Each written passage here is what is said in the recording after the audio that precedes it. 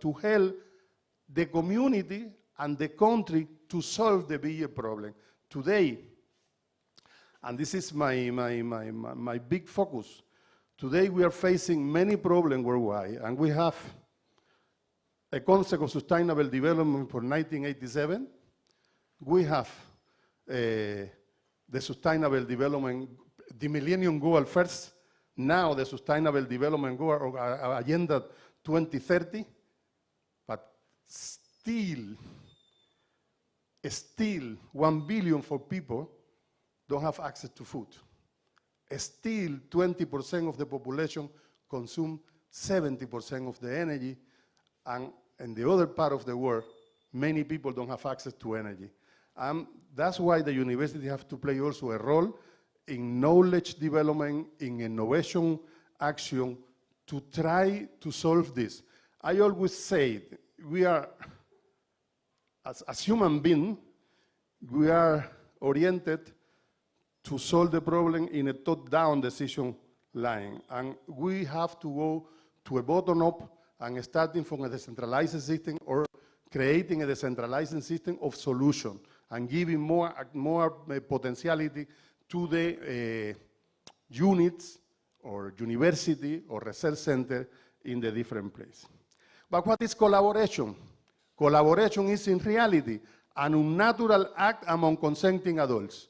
That's why I say many professors are doing similar work in different departments, they don't know each one. Because in natural, they don't communicate to each other, and they don't collaborate. Collaboration, entities recognize none can succeed without the other. Each has unique capability to meet the needs. It means my capability and the capability of the other will be stronger. Tailor-made for need problem and opportunity that manifest novelty, complexity, uncertainty, and interdependent relationship. This is collaboration. And this is different to cooperation. Collaboration, the partners using a cooperative strategy to work together to meet individual goal. In cooperation, pardon. And in collaboration, partners using a cooperative strategy established to achieve common goals. Common goals. Collective impact on framework and for effective collaboration. First of all, the four entities or parties have to develop a common agenda and cannot be based on individual or institutional benefits. Have to be based on collective benefits, and oriented to achieve common goal that impact positive in the individual goal of each of the collaborating institution. It is important to measure regularly the results with indicator, with valid indicator, developing indicator of the collaboration, how the collaboration is going, which is the impact that the collaboration is creating, and mutually reinforcing activities, continuous communication. Communication is the more important thing in collaboration, and to create a structure, an organization structure that may the collaboration to be success. Key to collaboration, right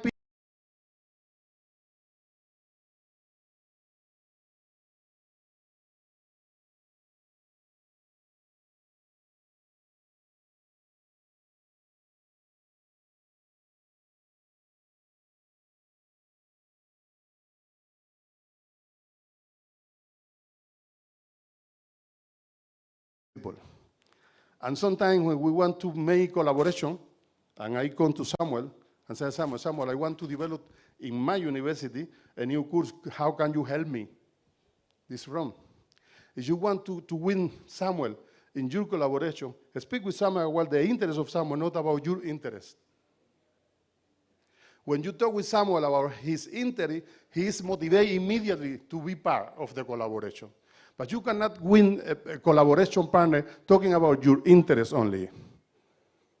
I don't know if you get my idea, but I think it's very important to think about this. That's why we need the right people on the table. We need trusting relationship. The communication must be open, must be clear, must be transparent, and all the time have to function in this way. Jointly and defining results and indicators for measuring this result, shared data continuously, effective leadership, and shared decision making, and shared power authority. All of them are key elements on the collaboration. In this way, if you are working in a project, research and development project, in any research and development project, the first thing you have to do is to analyze the characteristics of the participants. And the first idea is how to do this. Write down all the institution, research institution, university, department that can participate. I go back to my first idea that sometimes at the university we don't collaborate properly. Sometimes in an engineer department, we need some well-trained people in economic, and many departments, I don't know how is the case in Ghana, but I have the experience. Many departments want to have an econom in the Department of Engineering, and they are not able to go to the economic department and ask, we need your competences in this. And sometimes the engineering department want to have an econom and don't collaborate with the economic department to have their own capacity, and this is wrong. The capacity of economy is there. The capacity on social research is in the social department, no in my engineering department. Then if we can work together, but we talk about multidisciplinarity, interdisciplinarity, but we don't get the meaning of these words. It's just they are just words that we use in our daily speech. Okay, then write down all the person, group of institutions connected or could be connected in your project. Categorize them, analyze them, a beneficiary, target group, actor, and also affected if they are. Categorize and analyze them, and identify the consequence for the project, what each one can provide for the project, and how we can win this capacity. In common collaboration in higher education, we will have involved a lot of factors. We are talking now we are talking education and research. But education and research, when you are collaborating, you cannot forget the community and the government agencies also, I will say, profiting from the result of the research, and the private and public entrepreneur that also can be benefited with the result of the knowledge that can be produced. Here I adapted some idea I wrote, I think in 2001, in Cuba. I adapted to today's discussion. Collaborating for innovation have to impact in the local, regional, national, and international context. How? We have to define the priority for innovation. And we have to go into integration, thinking on, and that's why I talked some minutes ago about the topic of the economic expert. Trained human potential. Who has the trained human potential for the collaboration? Who has ancestral knowledge or tradition that can be? Sometimes it's the community. Sometimes it's the community who has this ancestral knowledge, not the university professor, not the university students. And we have also to ask this community to contribute in this research with the ancestral knowledge. I have an experience. I visited Nicaragua in 2003, and we wanted to promote in Nicaragua renewable energy. And we promoted this so-named solar concentrator that concentrate the light of the sun for cooking in a recipient. First discussion.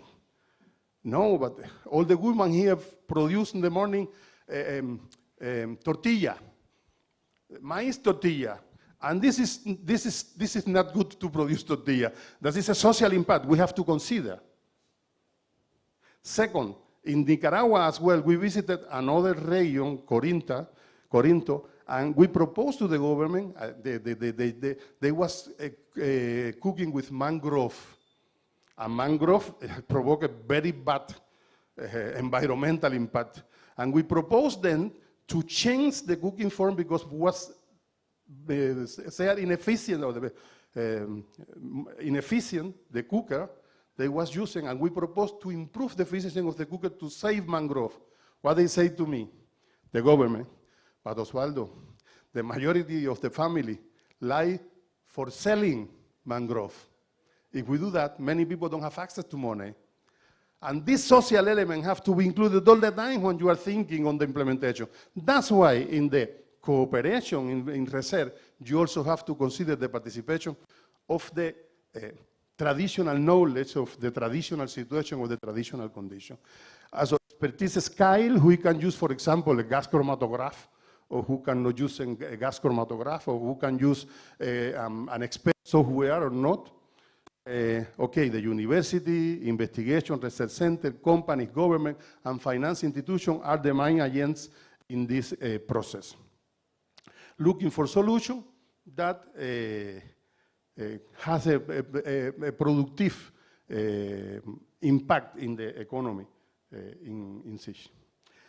Possible benefit of a good collaboration in research, possible benefit. We can eliminate inefficiency, we can save money, we can maximize resources. Sometime in my university, I will talk just to mention the example. My experience visiting Ghana, Kumasi University, Kanus, and UNR are very, very good powered both in the topic of, I have an hour. Oh, in the program I had an hour. That's why I was expecting to have an hour. Okay. Okay, this is, I was slowly because I had an hour. Okay, this is, okay, maximize limited resources, access to specialized knowledge, access to specialized equipment, and enhance curriculum program quality is help to increase potential of outside grant and increase opportunity for faculty development and create a long-term network. Stefan and me developed in 2003 one international knowledge network for sustainable development. Stefan and me was not paying. We don't receive any money for that. But we have been working till today on this network. Till today, we have been working on that. Stefan and me have a communication that I wrote an email to Stefan, and 2 minutes later I had the answer. Taking solution, I was in Cuba, he was in Germany. And this is the forum in which you can communicate. Okay, this is the more important thing. Must have for successful collaboration, top level administrative support, realistic expectation, sufficient financial resource, professional respect, shared honesty between partners, communication, and communication. Okay, this is the potential challenge of collaboration into institutional difference, mission, vision, different institutional governance, structural difference, rivalry between individual or institution for different reasons. For example, for the ownership of the intellectual property. Intellectual property play an important role when you are starting in collaboration. You have to take decision who is the owner of the intellectual property at the end. And do not underestimate to write every detail before to start with the collaboration, clarify the purpose, who is responsible for what, clarify the role, etc. Collaboration in science is very important. It's a critical link between government, finance, and research in the knowledge economy. Economic growth can be linked to effective utilization of science and technology. And collaboration research work, collaboration are the nature of the research, and collaboration are joint effort toward a common goal, as I mentioned in the definition at the beginning. We need some legal framework to maximize the utilization of public resource effective. We need some framework, and government are increasingly realizing that academic activity should be applied to finding solutions which simulate economic development. This is the function of the university. And an integrated innovation system of research center, university, and business is needed. Okay, how does this work? Private ownership, technology transfer, technological development, transaction yield money, more money for research, and for government there is a better use for research for social benefit and expanding employment. Intellectual property have to be considered, as I mentioned at the beginning, have to be defined. Who will have the intellectual property, for example, joint publication, joint patents, and know that this my patent or my publication have to be considered at the beginning. Also, in this case, the developing country has also to create policies related to the intellectual property. Other topic I wanted to mention very briefly is the topic of science park or technology park. Nowadays, a lot of countries have implemented science park or technology park in which companies, entrepreneurship, and university are coming together and are working together. Here, the presentation, you will have the presentation at the end. In the presentation, you have what the science part is an operational link among the different institutions, benefit development of the region, enhance the university scale, and TENAT University Association are built, and commercialization of Rcees. Here you can have, for example, the technology park on Adlerhof in Berlin. All the area they have, how many companies, how many scientific institutions are there, and the major topic they have been working. Another example in Japan, I was thinking, okay, we have a center of excellence for education in energy and environmental sustainability in Sunyani. Why don't think about a Ghana technology park, in which many companies, many universities, many research centers could be collaborating in the future for research and for training of people. Okay, at the end, I wanted to present, the majority of you have already know my idea to integrate renewable energy and agriculture, and based on that, we developing a course with 3 modules specific for Ghana, 1 module about concept, and 1 module about sustainable agriculture, and a 3rd module about integration of renewable energy and agriculture, and a 4th module for the evaluation of the student. We have already they have been already teaching this course in Sunyani and Kumasi. Next week we will be teaching in Kumasi again. And based on that, I propose right now, and based on the experience of my many years working together with Stefan Wolf, with IKN, Stefan Wolf and some other friends that some of them are not yet with us, I am proposing a network. And this network, named German-Cuban Network for Research and Innovation in the Circular Economy. The idea is how the integration of renewable energy and agriculture could contribute to the circular economy. This is a call oriented only for Latin America and Caribbean, and that's why I am applying for Cuba, because my idea is to create something bigger involving also Africa country, but my idea of integration is oriented to rural area in developing countries where the poverty is more common. Okay, that's in the goal of the project. That is how the network look like from the university SRA, where I come from. 1 university in Cuba centering everything, and some institution in Cuba and with Mexico as observer. Okay, I don't want to take more time. They are the objective of the network. That was just an example how to integrate many institutions, company, entrepreneurship, public company, private company, research institution, and university in a big network. Okay, thank you very much.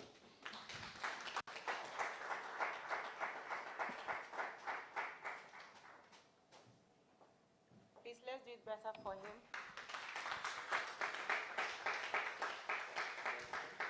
Yes, please. I think Prof. Romero will be on the panel after his presentation, so I think it's better we take the questions during the panel discussion. Okay. Thank you very much. Please, let's appreciate as he takes his seat.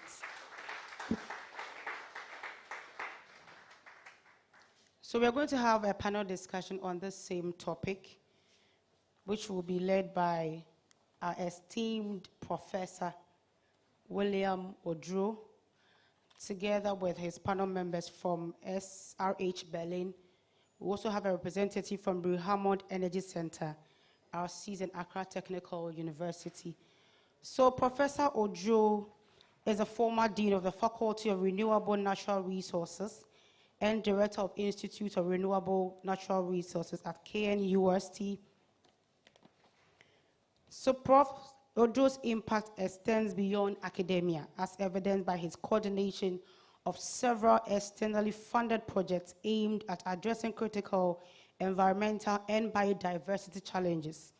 His involvement in projects such as sustainable land management for mitigating land degradation and enhancing management of natural resources through the empowerment of traditional leaders reflects his commitment to promoting sustainable development and biodiversity conservation. He is currently the scientific coordinator for the project team from KNUST. Please let's welcome Professor William Odro as our moderator for our second panel discussion on fostering effective collaboration among academic and research institutions. Prof, you're welcome.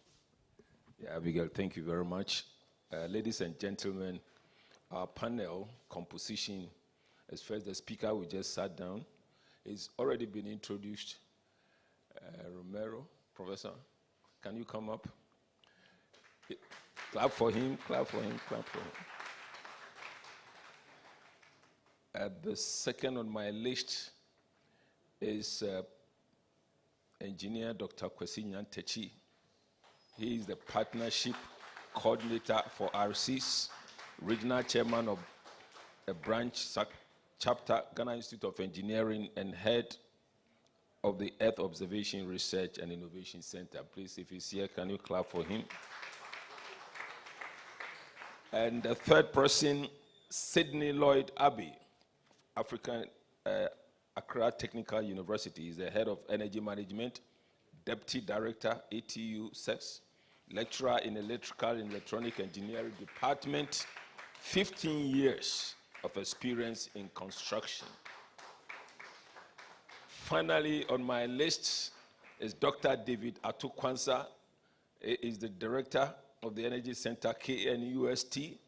His background includes PhD in renewable energy from the Norwegian University of Life Sciences, specializing in solar photovoltaic systems. 13 years of experience being in the University of Science. He is also a guest lecturer at the Norwegian University of Life Sciences and serves as an external examiner and program moderator at various universities. He is a member of organizations such as the International Solar Energy Society, Ghana Science Association, certified in climate and renewable energy finance. He holds professional development certification in low carbon. Dr. Kwansa, he has led significant projects, including contributing to ECOWAS Solar Energy Initiative. And he's a team member of the ProRec, and I'm happy to see you here. Can we clap for him? Okay. So we have received a very elaborate, very elaborate presentation from Professor, my good friend, Romero, who is here to answer your questions. But I'm just going to start by asking them few questions, then they will contribute as usual. I just want to follow the protocol. And my question is really to all of you. Number one that I have on my list, can you share a successful example of collaboration between academia and research institutions that you have been involved in or aware of? And what made it successful? You have been involved in. If you have not been involved in, don't worry. But can you share a successful example of collaboration between academia and research institutions that you have been involved in or you are aware of? So if you are aware of, say, well, I'm aware of this, If you have been involved in, you also want to involve, tell us. And second part, what made it successful? Okay, I want to start. 2004, I was preparing the defense of my PhD. And one researcher for the Leibniz Institut für Agrartechnik in Potsdam, in Germany, say me, Osvaldo, why you don't prepare a project for biogas? I say, biogas? What is biogas? I didn't know what biogas was. I didn't have idea. I took his words and started to prepare a project. After that, I defend my thesis, another topic. I continue to develop the project. The project was SUSEG, financed by the Bleer for Belgium, and we were working with the University of Kent. In this relationship, I graduate as a professor, 9 PhD. And for this 9 PhD, 7 have been investigating in the Leibniz Institut für Agrartechnik. This is a research institution in Germany, and this is a very SUSEG collaboration. But in this have been involved many other research and institutions and collaboration in Cuba and in Germany, and has been very, very successful. Yes, anyone you want to just contribute to this question? Otherwise, I'll go on to the second one. Yes. Okay, thank you very much. For me, I would say that I was not personally involved from the beginning, but I came to meet it concerning, I think, my center, the Earth Observation Research Center. We had a collaboration with the Czech Globe in Czech Republic. Basically, they are into this climate and climate-related issues. I think apparently they realized that in Ghana, we are not reporting on carbon credits. So the university and then the Czech Globe came to an agreement, realized that they need to install a tower at the Biatano Forest in Mim. And basically what the tower seeks to do is to measure the carbon sequestration, amount of carbon in the atmosphere, so that as a country, we could be reporting during the climate change programs in the world. And as a university, the Czech Globe realized that we were lacking in certain areas, so they had to train 3 of our staff in these areas, especially this carbon, I think climate change. One was in ecophysiology, the one was in human dimensions of climate. And for me, I think that ever since that thing has come, it has helped in these climate-related areas. It has really helped the university. They are back, they are contributing their quota to the university. So I think that collaboration is key. You cannot do it all alone. Look at the needs. The university saw that we needed this expertise, and global research change, which we call the Czech Globe, they came in to help the university. And for me, it is good that as an academic institution and also a research institution, we always need to collaborate so that it be. Okay. Okay, so the little I'll add to it is that the center for which I'm representing, ATU, which is a Sustainable Energy Service Center, is one such project, which required, the funding required that you had a collaboration between academic institutions and industrial partners.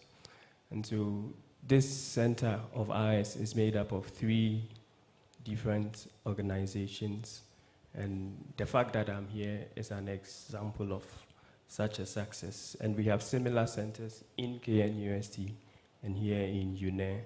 And I believe the leadership of the teams drove to the success that we had. Thank you. Okay, so let me hear from. Yeah, Prof. So,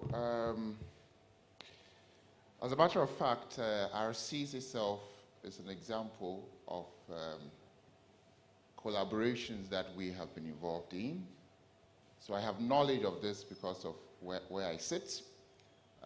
We supported the establishment of Rcees I think it's been a successful collaboration. In fact, when the World Bank team was coming for their assessment, my predecessor, Dr. Ramde, drove all the way from Kumasi to come and support them in hosting the technical team that came from the World Bank. So I think it's been a success story. At a personal level, I came into the university having worked with the late Professor Brew Hammond to develop a proposal for about $1 million from the World Bank and a project called Solar Cap. And we did this with the university in Burkina Faso. So the strategic nature of the collaboration was that they are Francophone, we are Anglophone. And that complementarity was very attractive to the World Bank because it's a multilateral organization. And the benefits have been immense. In fact, as far back as 2012, we were able to install a 20 kilowatt grid-connected solar PV installation at the university, very much instrumented, and gave us some really good data that we are able to use to advise industry. So when you've done your financial modeling of a solar PV system, and you have some fancy estimates of output projections, we're able to tell you this is too optimistic. So I think, yeah, these are two examples that I would give. Yeah. Thank you. Okay, so thank you very much. We are looking at changing the way we operate in the nation and how we can move the nation forward. Over the years, all the universities and research institutions have been working in isolation. There have been an attempt to bring the universities together because some of them have strengths in laboratories, strengths in terms of movement of students to work in other institutions in their labs, research institutions. And in this country, we have the Council for Scientific and Industrial Research that the government, through your tax monies, have resourced these institutions. Yet, when you are moving, either staff, researcher, or student, it becomes so difficult in terms of the bureaucracy. Sometimes it is me and not you. And even within the same university, moving from one department to the other, it is me, not you. How do we break this? Now, what are some of the challenges and solutions in terms of academia and research collaboration? Okay, I think you mentioned right now some of the challenge. In my experience, for example, in this collaboration with the German institution that was very successful, according to the law in Cuba, the majority of the problem is that the economic control is much more than an economic control. It's sometimes an obstacle. It's sometimes an obstacle so that the cooperation can function. You have the money, you have all the things, but you cannot go because the economic control is too strong. One example. In my cooperation, the project was financed by Bleed in Belgium. I decided together with a partner in Belgium, don't send any money to the university. Send, please, me the product, gas chromatograph, etc., to build a biogas lab. The economic control wanted that Osvaldo had an invoice from a product sold in Belgium, written in Spanish, because in the economic department, they don't understand English. Then sometimes the economic department of university and sometimes of research institution don't understand that they exist, so that the professor and the researcher can develop the job and not obstacle these jobs. This is one challenge from my side. And despite you as a professor are open, communicate very good with your partner, etc., you have other system behind you that is a challenge. Solution, being creative. Being creative. Some moment for some coordination cost that was necessary to transfer to Cuba because the American bloc against Cuba, the bank of the University of Ghent was not able to transfer the money to the university in Cuba. And what was the decision? I say my partner, take you the money in your account and transfer you the money to my university. And it's done. In other moment, I'm talking about other collaboration with Stefan. Stefan is bringing in his pocket 27,000 euros from Havana to the university where I was working. Just to one example, and this is just for economic control, for contrition, for obstacle. Okay, so I'll give just 2 minutes each. We want to give more time to our colleagues. So please, yes, you can go ahead if you have something. I think I'll just add one. It is still in line with the project that I spoke earlier on. I realized that you have a partnership or a collaboration with an external partner, and that partner is donating equipment to the university. And I think that since it's an educational equipment, the government should be willing to waive. We were made to pay 289,000 Ghana cedis just for academic. And my question is, the tower that is in the forest, that is collecting data, that after analysis, government will use it. So why can't the government waive? And yet, so that's one of the challenges. One of the challenges. So I think the government should be made aware that indeed they are into tax and all those things. But when an equipment which is coming in to help, again, the government, for me, is not all that interested in research. So if the universities or the research institutions have collaborated and there's a donation in terms of equipment which is coming, they should try and waive. So thank you. These are external impediments. Now, let's go ahead. Academia, research. Okay, so I think that even though the policies are meant to regulate and ensure that we conform to certain things, if we understand that the collaboration is meant to bring progress to all of us, then we would be able to be adaptable and be flexible to change some of these things when the need arises. And also, I think that there should be some element of trust. We should be able to trust each other to be able to move to the next stage. Otherwise, we won't make it. So, there is this saying that if you want to go fast, you go alone. But if you want to go far, you go together. Ideally, for us to cooperate and work together, we need to cluster around an agenda. Now, who sets the agenda? So I'm happy you mentioned the CSIR. Some of us have long been of the opinion that the national research agenda should be set by CSIR. Then you tap into the research capabilities of the universities. So for instance, in the energy sector, we know that UNEA is working on this component, KNUST is working on this, UCC is working on this. From time to time, we come together. But we don't have that national agenda.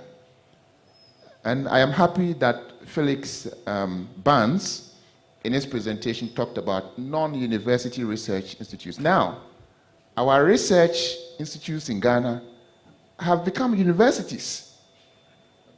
CSR has a college, when it should rather be giving us the signals of where we should be doing our research so that it can have the most impact on the national on the national agenda. So there is that problem at the national level. But coming down to at our level, what can we do? And I am happy with what the presentation Professor Ofosu did yesterday. So Rcees has these thematic areas. So it shows you what they are researching, where they want to take their research to. And I believe these are things that we can do so that internally within the university. So if you are in UNE and you want to do something on energy and climate change and what have you, you know there is a group in Rcees that is working on this. And therefore, you join and make your expertise available. So that's the little I would say about this. So at the national level, we need an agenda-setting institution, but at our level, we can also cluster around agenda as Professor Ofosu and Rcees have presented during this session. Thank you. Okay, this is my last but one question, then we'll give the floor. It follows up with this. How do differences in culture, priorities, and organizational structures between academic and research institutions impact collaboration? How do differences in culture, one, priorities, organizational structures between academic and research institutions impact collaboration? Can you provide examples of how these differences were successfully navigated? So first you tell us, and then you provide examples of how these differences were successfully navigated. So I'll go over. How do differences in culture, which we know exist, priorities, KNUST, Lagos, CSR, they have their priorities, they have their organizational structures. How do this one impact on collaboration? And how, any example, have you been able to navigate through this? Okay, the impact is very high. It's, all the organizations have different culture, and we have to learn how to work in intercultural context. And intercultural context don't means work a German with a Cuban or with a German with a Canadian. It's work an engineer with a sociologist or an engineer with another, because they have different culture. How to solve this? Communication. To learn one for the other continuously. How is your culture? How is my culture? And with communication. And with many communication, everything can be solved. So communication, any? I believe we all have our differences, but the ultimate is the trust. Though I have my difference, you have your difference. And there's a project that we all want to do. We shouldn't allow the cultural differences to, because we should be focused on what we want to do. And for me, once we are focused on that, we can achieve whatever goals that you set for ourselves. Okay. Okay, so I mentioned earlier that we should be adaptable.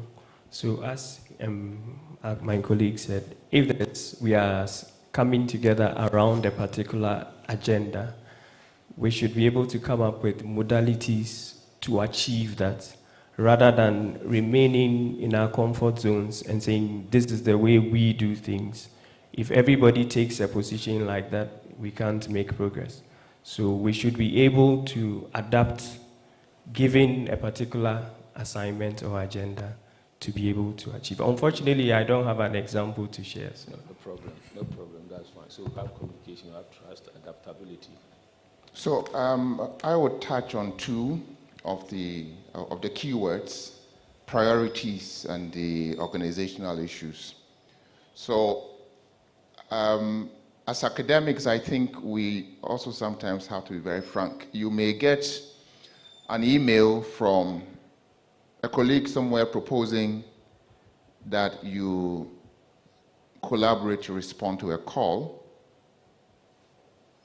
And even though it's going to bring money, sometimes it's clear that it's not really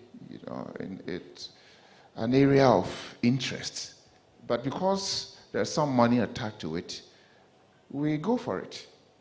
So the priorities are different, and if we can find a middle way, that's fine. Otherwise, I think it's best that we back off, because winning a project is one, managing it is an entirely different issue, and if you're not intrinsically motivated, if it's not aligning with your own priorities, it can become challenging. And on the other issue of organizational structures, so there are, and again, I think communication, Osvaldo has mentioned it. So when we have to sign an MOU, we go through an elaborate process. Some institutions, you can get an MOU signed within 2 days. So we proactively let you know that, please, our MOU processes require a bit of time. So we warn you, because it has to go through all kinds of various units and levels. So proactive communication works. The other example, the other experience we've had, in some projects, we had to do procurement. And we informed our project partners that our procurement processes can be very lengthy and long. And so what we did was to explore. In fact, we were very, very transparent in the project preparation stage and said, look, this is a risk.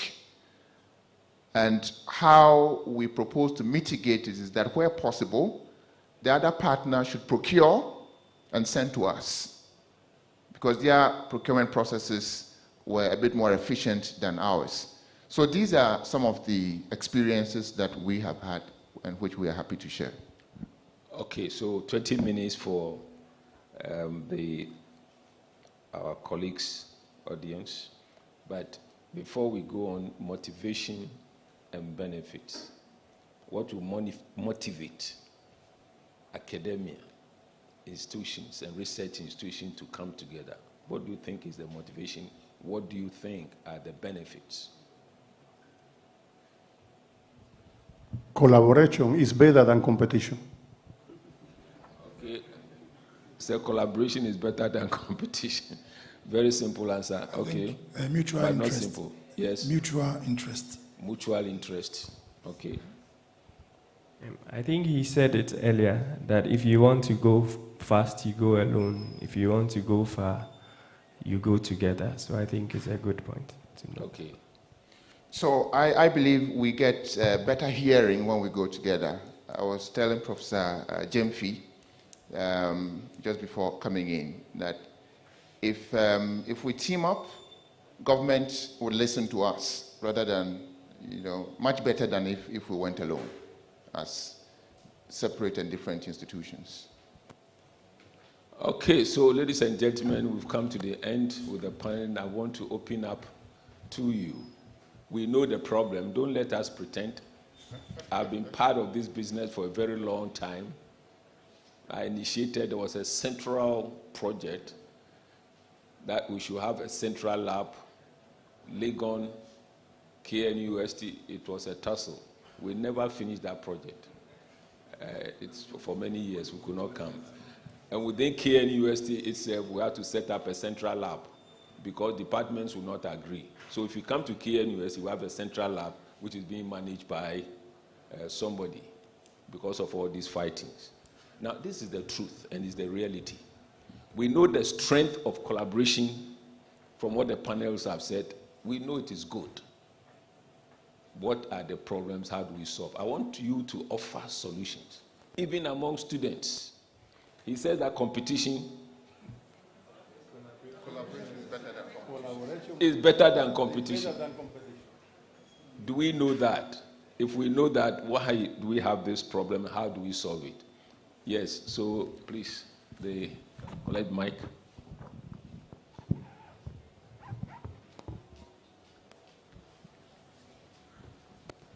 Thank you very much, Prof. So, Professor Akua from KNUST. I think the last question was really interesting. The motivation. What will really bring out the motivation for we to collaborate and for we to be able to have that desire to work together. I ultimately believe in the idea of developing the next generation, building the capacity of the next generation. If we are all motivated by the fact that tomorrow I will not be in my department and I need some other generation that will take over, then we should be able to collaborate to build the capacity and train. I'm sure most people will be looking at the money, but obviously, in this collaboration to train, we write proposals. And the proposals that we write to develop the next generation comes with some form of remuneration or money. And so if the first thinking is not about the money, but to be able, because like myself, when I was in my department, I admitted into my department in somewhere 1999, I probably wouldn't have thought that in maybe 7 years' time, I'll come back to the department as a faculty. But I believe the training I received through the collaboration of those colleagues in the department, today I've produced somebody who is giving back. And so now I should also have that same mindset. How do I also train? And in training, we need what? Proposals, we need to do research. And that's if it's a common factor among we colleagues, then we should be able to always come together and see what can we do to train the next 10, 20, generation of professors who will take over, and then the continuity will be there. So I believe our motivation should always be looking at how do we come together to build the next generation that will take over from us, and then the rest will be history. Thank you. Okay, before the next one, Romero, you and Stephen, you have been collaborating for how many years and no money? What motivated you to do that? It's just following up, doing some free things, no money. My motivation for me was to develop the capacity of my university and the capacity of my country. That was the high motivation. So, is you work in the line of solve the problem of the institution where you are developing yourself professionally, and you work in the line to develop the country in which you are growing personally, I think you have been the better thing that the human being can do. Okay, so the next. Yeah, thank you very much. In fact, it is true that in all those collaborations, there are differences and all that. But within that collaboration, there should be coordination. And when the coordination within the collaboration is strong, all those challenges will be overcome. In University of Ghana, recently, there was this Akosombo dam spillage. And then they have to set up interdisciplinary team from earth scientists, geographers, GIS experts, water and sanitation. And I can tell you that as at now, even with the visibility study, nothing has been done. So we would witness another spillage and nothing has been done. So we will all use the omnibus term, collaboration. But within collaboration is coordination. So when the coordination is strong, some of those challenges will be overcome. Thank you so much. Okay, it's coordination. Yes, okay. Please, I want to ask a question concerning the tower that has been installed at the MIM. I want to know, does it measure the whole carbon cap in Ghana, or is for a particular area? And then also, just a follow-up, if it doesn't, then I think the best place to measure the carbon is in an industrial area, which is Tema. That's my mind anyway. I think it's in MIM, as you said, it only measures the carbon within the forest, the thick forest. And that was one of the requirements from our partners, our collaborators, that they wanted something of that nature. So again, collaboration comes in. The forest does not belong to the university. It belongs to the Forestry Commission. That site also belongs to the Forest Institute. So we had this collaboration among the three institutions, and then before the tower was erected. Okay, yes. Please, let the... Yeah, I think I also have one question. And on the collaboration, we realized that the system at IMIM, when they were bringing it to Ghana, they had to pay a lot of money to the government. And I've also seen that KNUST, for instance, halted 2 helicopters as gifts for their training because they had to pay huge sums of money to government through the GRA. And I would like to know what we can do to be able to solve this kind of problem, because if you have these collaborations with the industry and they want to gift you, for instance, lab equipment, they will not be willing to be paying taxes to the government, having gifted you the lab equipment. And so it looks like we are fighting this battle on our own at the individual levels. So KNUST is fighting. I don't know how it ended with the helicopters and with YINE also. So what can we do as research institutions to be able to fight this together so that the government can waive some of these things for us? Thank you.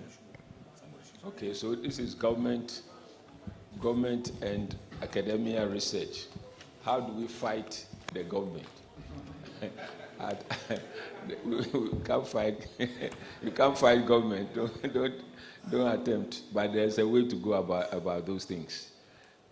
I think the issue, I agree with my brother, the issue had to do, for me, the minister, and this one I'll give just a specific example, what we had. Even after the equipment was brought, we paid the money, and then we knew that we have to extend electricity to the site. So we went to see the Minister of Energy, explain the whole concept. And this is just funny, and he said it, and I was very surprised. He said, how can we extend electricity to the bush where there will be no votes? Human beings, votes, yes. My colleagues here can bear. And you ask yourself, the project is not it's just basically for the country. And so we had to extend electricity. We paid almost about 1,000 Ghana cedis to extend electricity from a town called Gambia number 1 to the forest. And for me, I think what Doc was saying, there should be somebody to coordinate. If you have the CSRs and those things, to coordinate all those things. At least when we have issues, cannot it through them. Otherwise, okay, go ahead. Ken has to be fighting, you never be fighting, Lagos be fighting. But we have to come together as one unit. But these are all people who have gone through the university and they are there. So now, it's not that they are not aware of university, they are aware, but when they get there, okay, 8 more questions, yes. Contribution, yes. So, I think what Professor Kuria said was something that demands a lot of amplification. You see, the whole thing is that, are we thinking about ourselves or the next generation? Look, we've been in this for a very long time, and things are not changing. And the future is very bleak if we are to continue like this. Until a generation rises that forgets about themselves and are rather thinking about the next generation, things will never change. Just like what our doctor said, that there are no votes for it, so it is not essential. So the person is thinking about his personal benefits from it. Okay. In the end, what do we get from it? Right. Yes, so I think this is Ghanaian mindset. Yeah. Prof. It is not German mindset. Prof. Okay. Yes. Prof. Sorry, I just wanted to say that I'm sure all the universities have suffered from this kind of thing. And there are many things we are looking to come out of this program we are going through. So is it possible that as one of the many things that will come, we would form either a committee or a group, nominate someone to lead us so that this thing we are discussing, we shall follow through, even after today? Thank you. All right, thank you. Yes? Yes, I would say that most of these collaborations fail because I think almost all the contributions have touched a little on the point, because who benefits? Like, everybody is looking for his benefit within the project. So the young ones in a project, instead of being instead of looking at they being mentored, they are looking at what they can also get from the project. So they are not learning, and they are not learning from those ahead of them. At the end of the day, those ahead will now move to higher positions, and we don't have young ones to continue that kind of collaboration. Then we have collaborations where there are, as they were saying, the government, everybody is looking at, let's say there's a project. The leader wants to move the project to his hometown, maybe a solar project. He wants it to be in his hometown so that the hometown will benefit. Instead of we looking at, if it's a solar project, which place needs it? It's not about your benefit, right? And then about, one thing is that most solar projects have failed because we go and install and nobody looks at sustainability. We look at getting the money, we get the funding, funding organizations are giving us all the necessary funding. We start the project, we give the people lights. After 1 month, when the funding is no more, we don't have any sustainability plan. So I believe these are some of the things causing the failures. Okay, so he's bringing out selfishness. We are not selfless. Let us be selfless. This is not the mind of many, many countries. We are talking about Ghana. Is that okay? Yes, yeah, any more? Yes. Yeah, I would like to know how far the collaboration should go, because most of the time we collaborate because we have some kind of donor funding. And when the funding ends, the collaboration ends. Meanwhile, the project will be ongoing, and like he said, sustainability becomes an issue. So how do we, so you how are saying, far should we? Yeah, that's yes, what we are saying. yeah, So when there is no benefit, it doesn't drive anybody. And it comes out to the point where we are talking about selfishness. We have to be selfless if we want to get this thing. That's why I wanted, Romero, you and Stephen relationship. How you were going on for a long time, you were not getting anything. And what was motivating you to do that? And that's what they are talking about. Okay, any more? Yeah. Yeah, the moderator asked us to be honest ourselves. So, yeah, so I want us to be honest ourselves. We've apportioned blames to government, to other stakeholders. But let's ask ourselves this question. And I've been in this business for a couple of years now, doing projects. When it comes to collaboration, for example, you're now working with, say, KNUST, it appears to me, and it's quite evident, that it all happens, or it happens most of the time, when the process or the project is driven by external funding. These external donors bring us together, for us to work together. But when it comes to the issue of us applying for grants from within or from outside, then you see us competing amongst ourselves. I've seen instances where even within the same institution, even the same department, where faculty members apply for the same grant at the same time, differently. I would know very well that faculty A is applying for the same grant, faculty B is applying for the same grant, with pretty much similar ideas, but we refuse to collaborate to apply for that grant. And someone has told us here that there is strength in numbers. How do we bring those ideas together? So let's do introspection and question ourselves as to how effective we are collaborating amongst ourselves. Once we answer that question candidly, I'm sure we can go far. I have 2 minutes. Can you give us that answer? Because it is the core of everything that we are discussing today. And this is a Ghanaian problem. Can you give us that answer? We have just 2 minutes, yes. But my answer was that let's avoid it. Number one, the issue of selfishness. Let's be selfless. Let's agree to come together to work as a team for the benefits of institutions, just as our colleague from SRH is doing. He says his motivation is what? He's motivated to support the capacity of his institution and his country.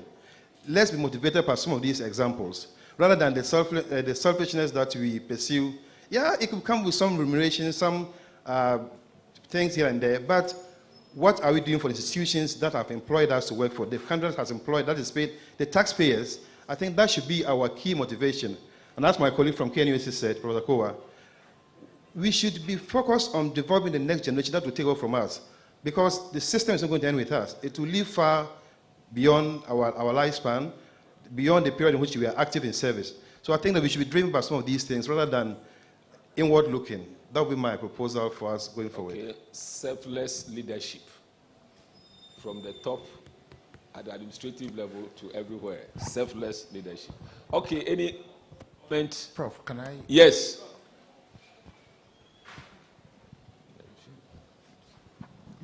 Thank you very much, Prof. Please, what I have also observed is that sometimes we talk about the collaboration, but then within the collaboration, we fail to cooperate. The work is there, and then you are on board. I see you to be somebody who can help me move forward. Then I bring you on board. Then you come, and then that's like a daisical attitude. It's like you are part, you are not part, and I feel like you are using me. And so it comes to a point where clearly I feel like, okay, then let me allow you to go your way and work alone. Because if I will do all the work by myself and then it is just your name on it, why should I involve you? And then it becomes a problem. So let's see how we can deal with that. Thank you. Please, can you address that issue? Collaboration, cooperation. Where you do it comes into marriage and all those kind of things. I'm fully agree that sometimes we are saying we are collaborating, in reality we are cooperating. The problem is that in collaboration you are following common objective. The problem is you have to set out the objective and you have to set out the responsibility of each part and also the benefits of each part. In every collaboration, when we are achieving a common objective, each individual organization is achieving their own objective. For example, you asked me about motivation. I didn't think in my life on the impact of knowledge that too many years of collaboration could have in my professional career. I didn't thought on that, but it's done. It's done. I collected a lot of experience. This is the way for me to be sure that you are collaborating. Set out clearly the objective, set out clearly responsibility, and set out clearly benefits. Yeah, I think I agree with that. Normally, the objectives and responsibilities and rules are nebulous. I invite you, and I don't tell you exactly what is in there for you. It's like I'm hiding something and the person is not seeing. It's demotivating. Bring everything on board, put the whole thing on the table, let everybody see accountability, transparency, and it really strengthens the collaboration. And it makes people to work well, even students. Sometimes students are working in a project and they don't know what is in there for them, or that they hear that the lecturer says, go here, go there. What kind of life is that? Let him see what is in there for him or for her. And you see the motivation and the collaboration and cooperation properly. So I agree with you. The rules, the objectives, they all have to be very clear. The benefits have to be very clear. This hide and seek thing is not a very good thing. Okay, so that answers your question now. So a little comment on the point that Dr. Awafu very eloquently made. See, the internal competition is something that we cannot sweep under the carpet. It's something that flows sometimes from human nature. And one of the ways to deal with it is to use institutional structures. So there's a core. And within the same institution, different groups are going for it, sometimes with similar ideas. If you look at the narrative of the background of your institution, different groups are narrating it differently, founded in 1950, founded in 1961. So there should be a clearing point where you register your interest. I'm interested in applying for this call. So that if a group comes, they will be informed that there is this group that's working on it. You can join them. See, so we need to do that. And there is also, I mean, in academia, we tend to have very big egos. People want to be those who are seen. I mean, the desire to be seen. And you find these in groups. And these are very cancerous. what eventually would happen is that if, and again, these are, you can't, for someone who is 40, 50 years, you're not able to overnight change the person's, behavior. But we should let the positive examples of selfless collaboration, let those be amplified. And in the end, it becomes evident that I am better off working together. I mean, what do we want? We want publications? If you work together, you get the publications. What do we want? We want funding. If we work together, we attract a lot more funding. Because if you try going alone, in no time you are going to lose steam. Thank you, Prof. Okay, any more? Then I'll just summarize what I've gotten here. Any more comments? Yes? Yeah, yes. Oh, no problem, no problem. I've been given some more time, so yes. Prof, I think our panelists and some of our senior colleagues over here have said a lot. In fact, it has captured the common Ghanaian canker. One thing I've also observed is that people like stealing ideas. Maybe you want to categorize it as intellectual dishonesty. You go to an institution to share, you want to collaborate with them to do something. Share an idea with them. The next moment, they've taken the idea because they have, maybe you are 10-year-old. So, and they are seniors. And then they just snatch your ideas from you, and the next moment, because in terms of CV, institutional CV, they have stronger CV. They've taken your ideas from you, just like taking an idea from a child. Or you are a professor and you've taken an idea from your student, and then you make it your own, and then you push the student somewhere else. So these are some of the, things going on. So when it happens like that, the youth that are coming up, it creates some kind of mistrust. And so next time they wouldn't want to get closer to you anymore, or they'll shy away from you, or they want to do things on their own, because you don't even acknowledge them. When I've been to programs and even a whole professor will come and present a paper, and then he will say, this is work done by this and this person under my supervision. In fact, that credit, though he's giving it to the student, a lot of credit is indirectly is for the supervisor, because it means that you've been able to nurture people to come out with these brilliant ideas that you're about presenting. But people will never mention their student's name. They will just, or the people they are working with, they will just come and present it as their own. That is one of the problems. Trust is the best currency. Thank you. Okay, so we are given a lot of symptoms. We know the underlying cause: trust, selfishness, many others. So the underlying causes are there, and the symptoms are many. We'll go back and then deal with the underlying causes. When we're able to cure those ones, everything will be fine. We'll see the effects will be very, very fine. Thank you very much, Prof. I think Dr. Merenki mentioned cooperation being an important ingredient when it comes to collaboration. But I also think that commitment too is a very key distinct element, because if you agree to be part of the project and it kickstarts and you try to maybe go back without showing commitment, that will also not help the whole distant process. So I think commitment too should be given attention to when there is collaboration. Thank you very much. Okay, so commitment. And what leads to lack of commitment? The objectives should be very clear. The rules, the responsibilities, very, very clear. And what is in there for the person and for everybody should be very clear.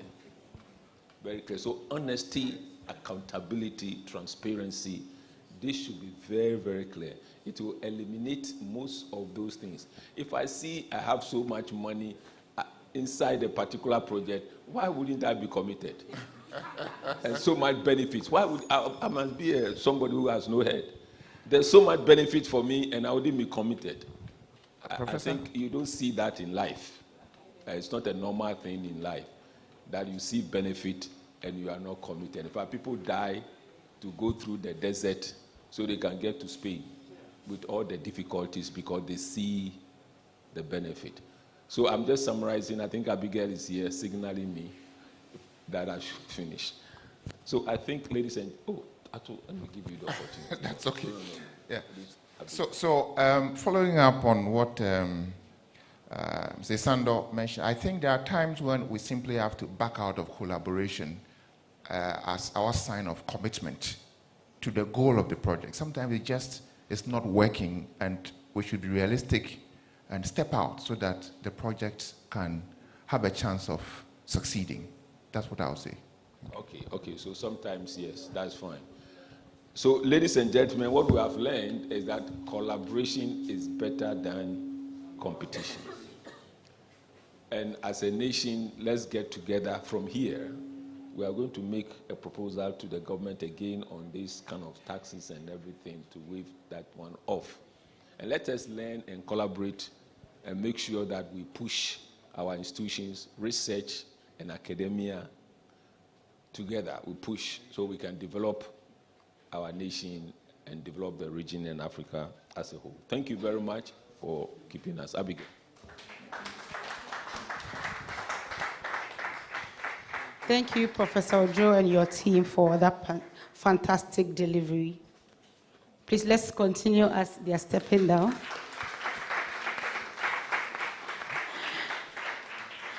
So I believe by now we are all hungry. There are things running through our stomach.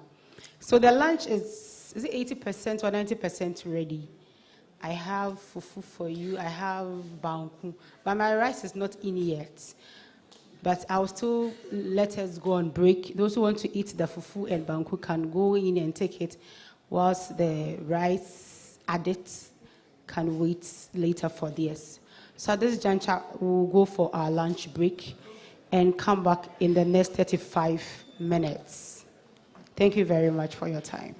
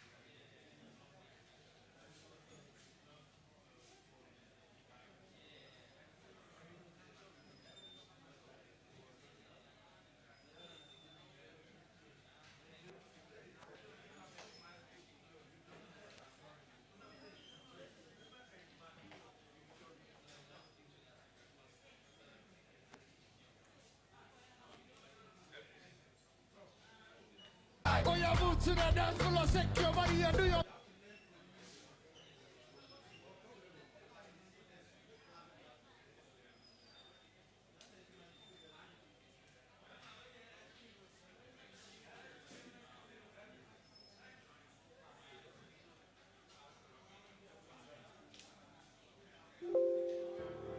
Right from the beginning, I've been down every step of the way. Sometimes all I see is fear when your word tells me the opposite. Just a child, don't you be afraid, 'cause I'll never ever leave you alone. My plans for you are greater than you think, and everything will be alright. Everything everything, everything, everything, everything be alright. Everything, everything, everything, everything, everything be alright.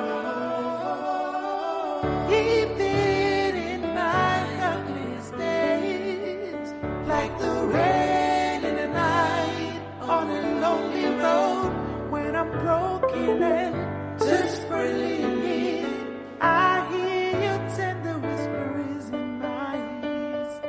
Everything, everything, everything, everything be alright.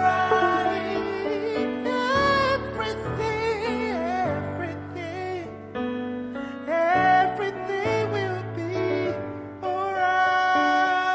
Everything, everything, everything be alright. Everything, everything, everything be alright.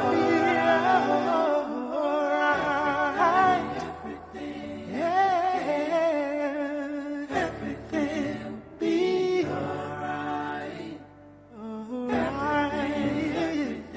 Everything, everything be alright. Everything, everything, everything, everything will be alright. All hope is gone, my dreams are broken. We're standing fast, but I see no progress. Weeping may endure for the night, but joy comes in the morning. Joy comes in the morning.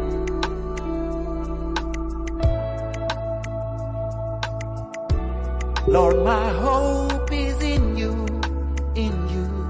alone. And I know you're able. Nothing hard for you to do. I surrender, I surrender, 'cause you're able. Lord, you're able. Yes, you're able. Alright, God, you're able. You caught up in the dark, nothing looks like working. Don't you ever worry, God can do it all. Weeping may endure for the night, but joy comes in the morning. Joy comes in the morning.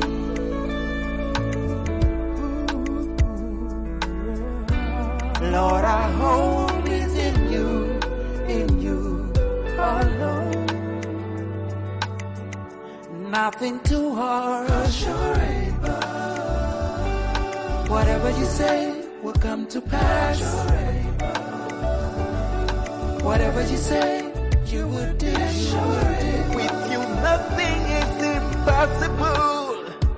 God, you're the able God.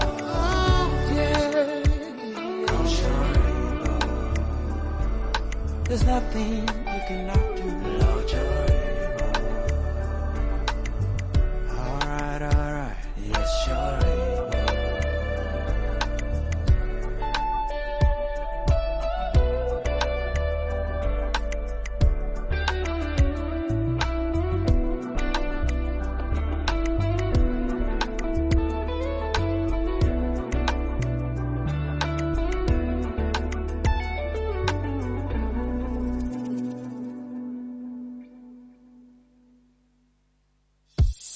All hope is gone, my dreams are broken. We're standing fast, but I see no progress. Weeping may endure for the night, but joy comes in the morning. Joy comes in the morning.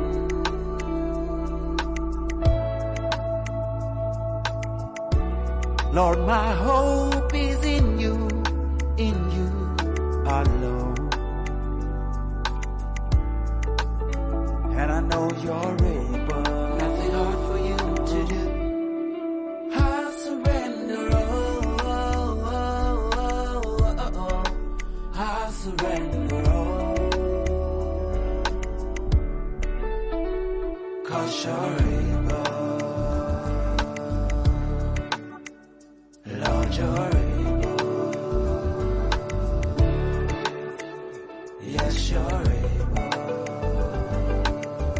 Alright, God, you're able. You caught up in the dark, nothing looks like working. Don't you ever worry, God can do it all. Weeping may endure for the night, but joy comes in the morning. Joy comes in the morning.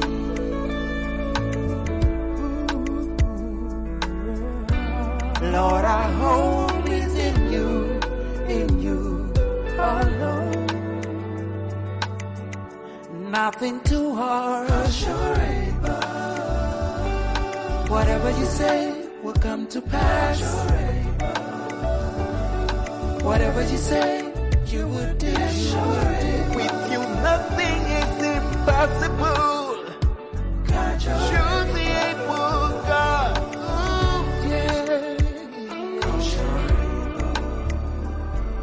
There's nothing you cannot do, Lord, you're able. Alright, yes, you're able.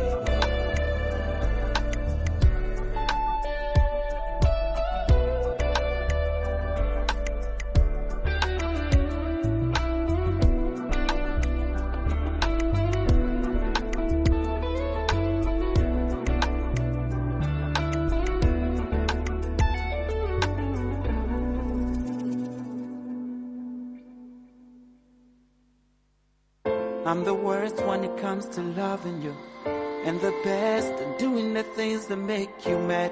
No, I know that I don't deserve this, yet you ignoring my silly flaws, you still stick around me. And now in love, I'm addicted to you. You give me love, you give me joy, you give me peace, and anything good. And we're in love, I'm addicted to you. You give me love, you give me joy, you give me peace, and anything good. And we're in deep love, I'm addicted to you. Yeah. I've been thinking for a while now, this love, is it really real? 'Cause the way that you love me blows my mind. I am the night, you're my moon. You always bring me back to you. There is no place I'd rather be. I'm addicted to you. You give me love, you give me joy, you give me peace, and anything good. And we're in love, I'm addicted to you. You give me love, you give me joy, you give me peace, joy, anything good.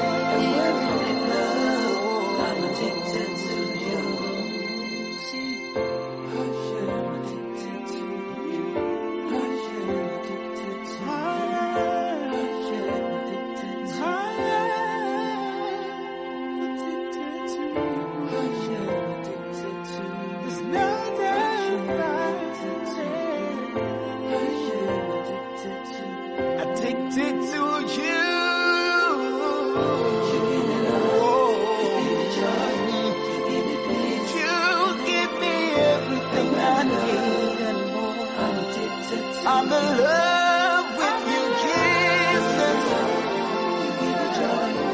I'm in love with you, Jesus.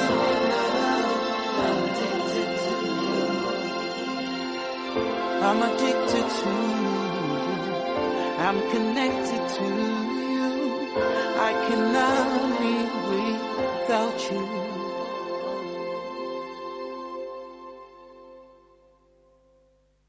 I'm the worst when it comes to loving you, and the best at doing the things that make you mad. No, no, no, no, I know that I don't deserve this, yet you ignoring my silly flaws, you still stick around me. And now in love, I'm addicted to you. You give me love, you give me joy, you give me peace, and anything good. And we're in love, I'm addicted to you. You give me love, you give me joy, you give me peace, and anything good. And we're in deep love, I'm addicted to you. Yeah. I've been thinking for a while now, this love, is it really real? Cause the way that you love me blows my mind. I am the night, you're my moon. You always bring me back to you. There's no place I'd rather be. I'm addicted to you. You give me love, you give me joy, you give me peace, and anything good. And we're in love, I'm addicted to you. You give me joy, you give me joy, you give me peace, joy, anything good. And we're in love, I'm addicted to you. See, I'm addicted to you. I'm addicted to you. I'm addicted to you. There's nothing addicted to you.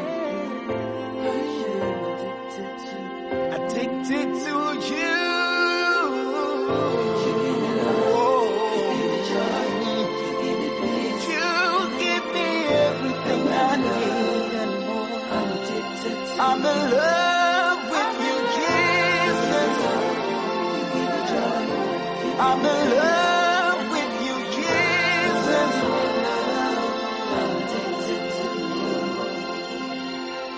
I'm addicted to you. I'm connected to you. I cannot live without you.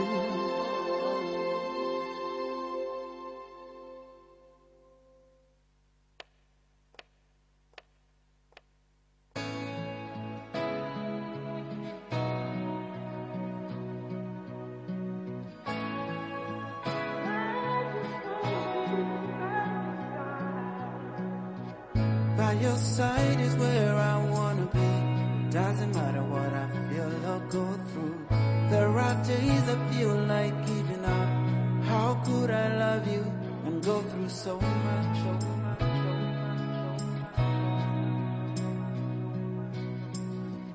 All afraid to carry this all alone. Still wondering why I love you so much. There is joy I feel inside of me. Every time you're around me.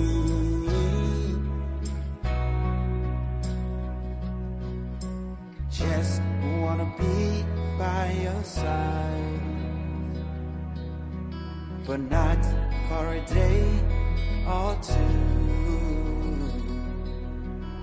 I don't wanna be anywhere without you. Wanna be right by your side, not for a day. I just wanna be by your side. Without you there is no guarantee, even for a day. I don't wanna be anywhere without you. Wanna be right by your side, not for a day. I just wanna be by your side. Without you there is no guarantee, even for a day. Your love never leaves, never ever runs dry. Your promise is ever true, ever everlasting. And I'll never leave, never ever will I. Not for a day or two.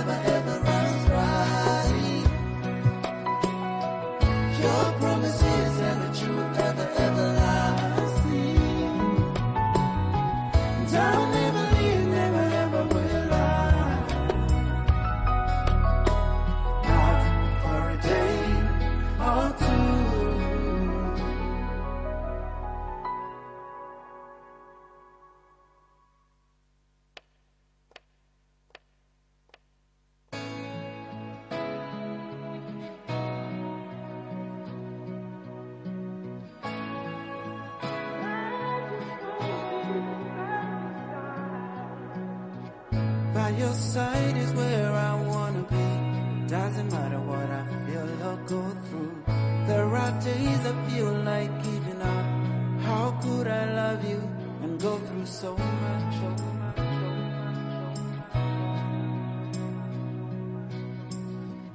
All afraid to carry this all alone. Still wondering why I love you so much. There is joy I feel inside of me. Every time you're around me.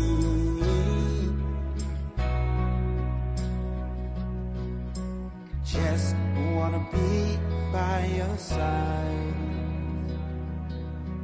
but not for a day or two.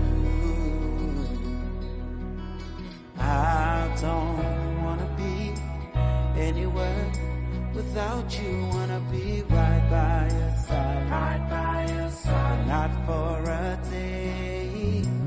I just wanna be by your side. Without you, there is no guarantee, even for a day. I don't wanna be anywhere without you. Wanna be right by your side, not for a day. I just wanna be by your side. Without you, there is no guarantee, even for a day. Your love never leaves, never ever runs dry. Your promise is ever true, ever everlasting. And I'll never leave, never ever will I. Not for a day or two. I don't wanna be anywhere without you. Wanna be right by your side, not for a day. I don't wanna be anywhere without you. Wanna be right by your side, not for a day. I just wanna be by your side. Without you, there is no guarantee, even for a day. Your love never leaves, never ever runs dry. Your promise is ever true, ever everlasting. And I'll never leave, never ever will I.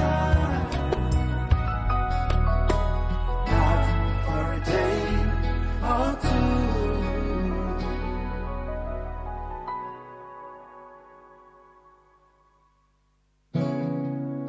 Memories of you and I, holding hands and making plans when you were here with me.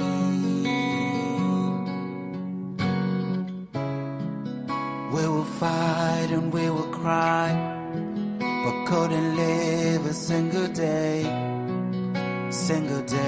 without you. Please come back, 'cause every time you left, you took a part of me with you. And you told me you will come back, same time tomorrow. And I've been waiting in the field where we used to hide and seek. And I am hoping you will come back. This silence is hurting. I'll be here tomorrow too, and I will wait until we meet again. Please come back, 'cause every time you left, you took a part of me with you.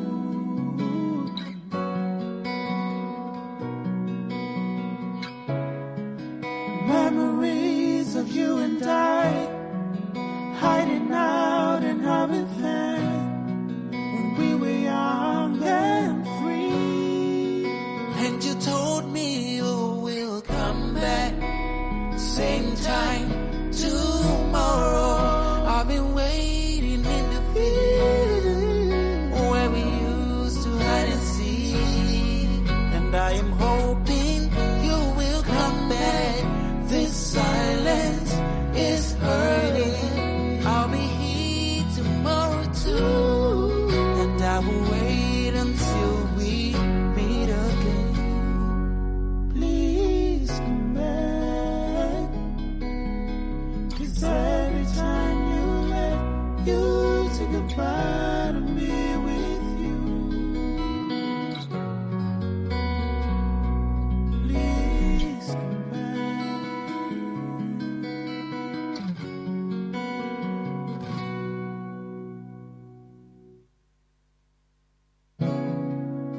Memories of you and I, holding hands and making plans when you were here with me.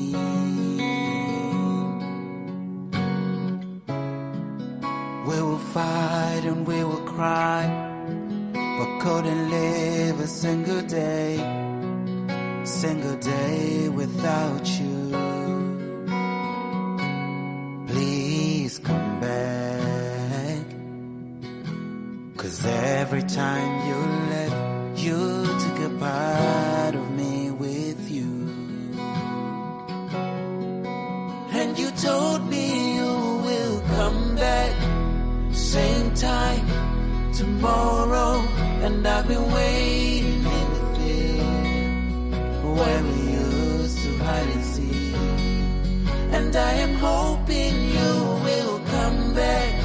This silence is hurting. I'll be here tomorrow too, and I will wait until we meet again. Please come back, 'cause every time you left, you took a part of me with you.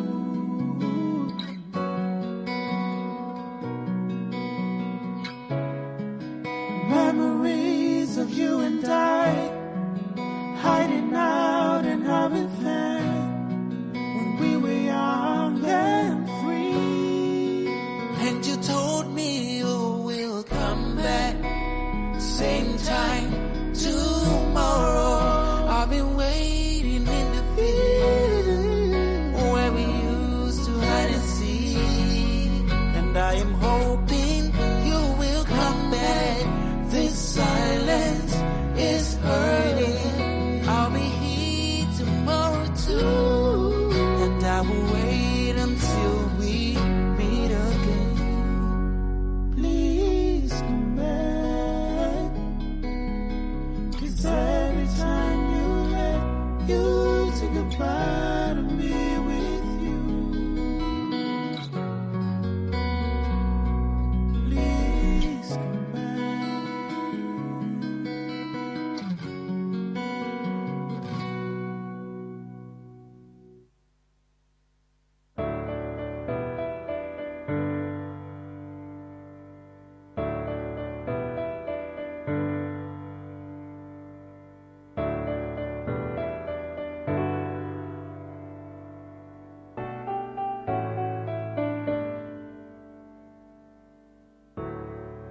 right from the beginning,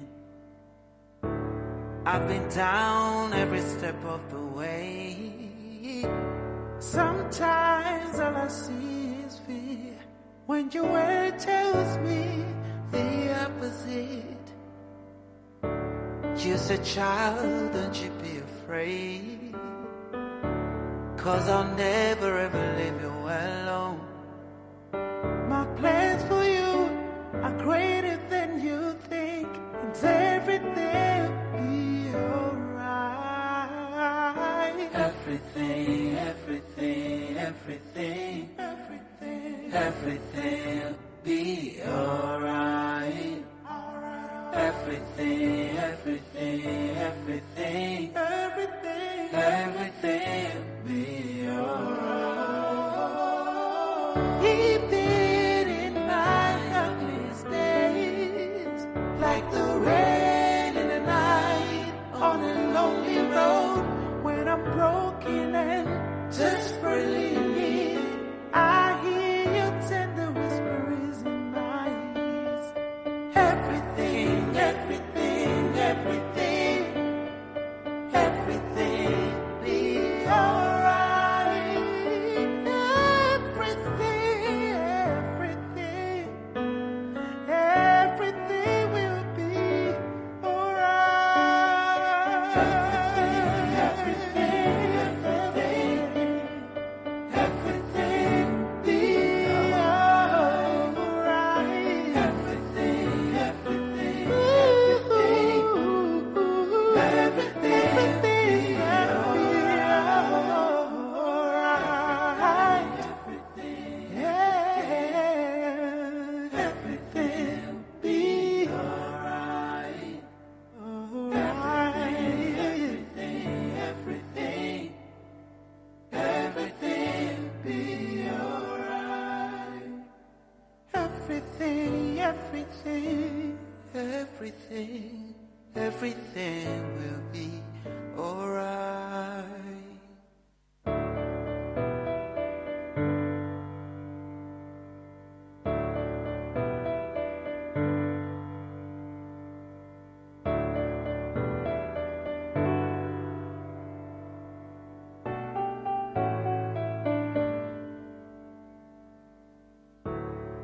Right from the beginning,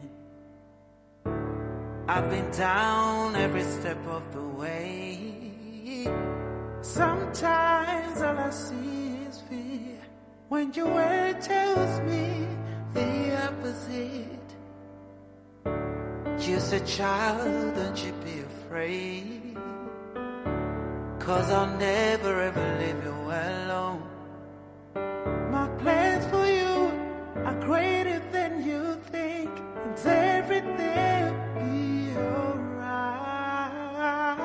Everything, everything, everything, everything, everything will be alright.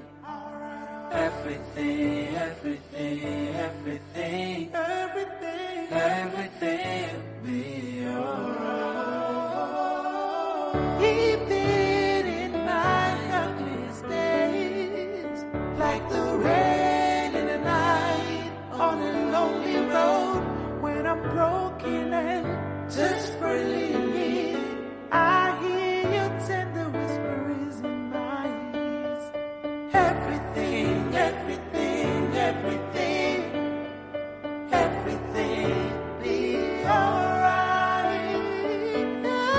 Everything, everything, everything will be alright. Everything, everything, everything be alright. Everything, everything, everything,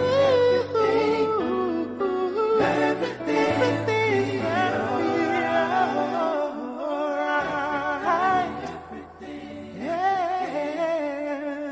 Everything be alright. Everything, everything be alright. Everything, everything, everything, everything will be alright. All hope is gone, my dreams are broken. We're standing fast, but I see no progress. Weeping may endure for the night, but joy comes in the morning. Joy comes in the morning.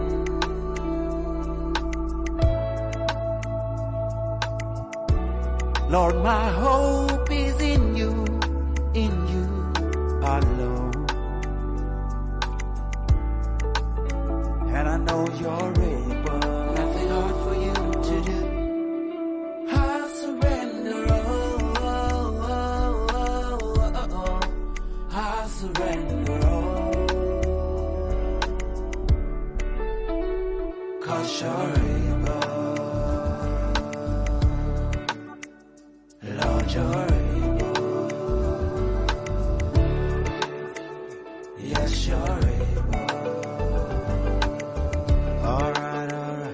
God, you're able. You caught up in the dark, nothing looks like working. Don't you ever worry, God can do it all. Weeping may endure for the night, but joy comes in the morning.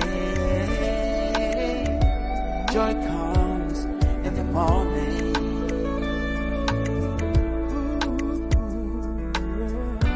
Lord, our hope is in you alone. Nothing too hard. 'Cause you're able. Whatever you say will come to pass. You're able. Whatever you say, you will do.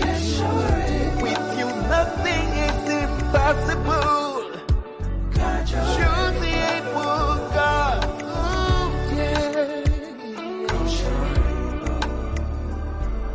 There's nothing you cannot do. Lord, you're able. Alright, yes, you're able.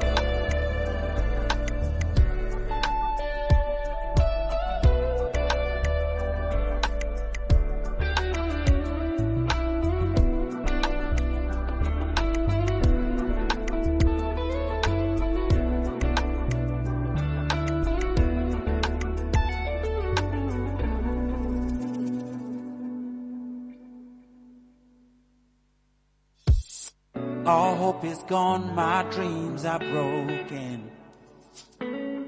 We're standing fast, but I see no progress. Weeping may endure for the night, but joy comes in the morning.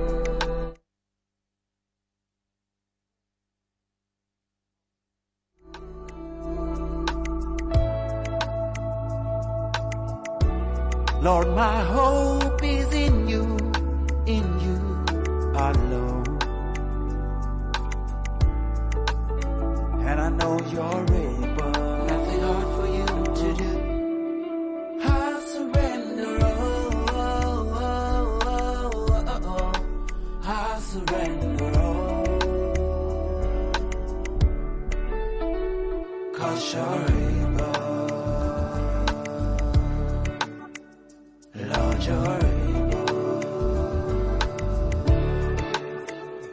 Yes, you're able.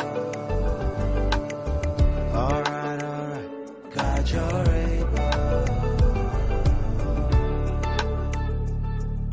You caught up in the dark, nothing looks like working. Don't you ever worry, God can do it all. Weeping may endure for the night, but joy comes in the morning. Joy comes in the morning.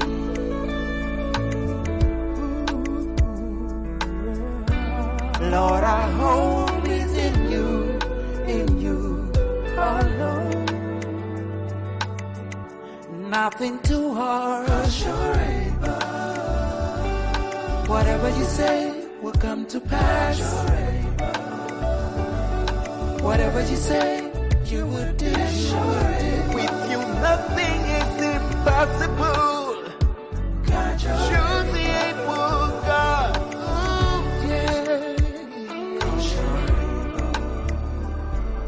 There's nothing you cannot do.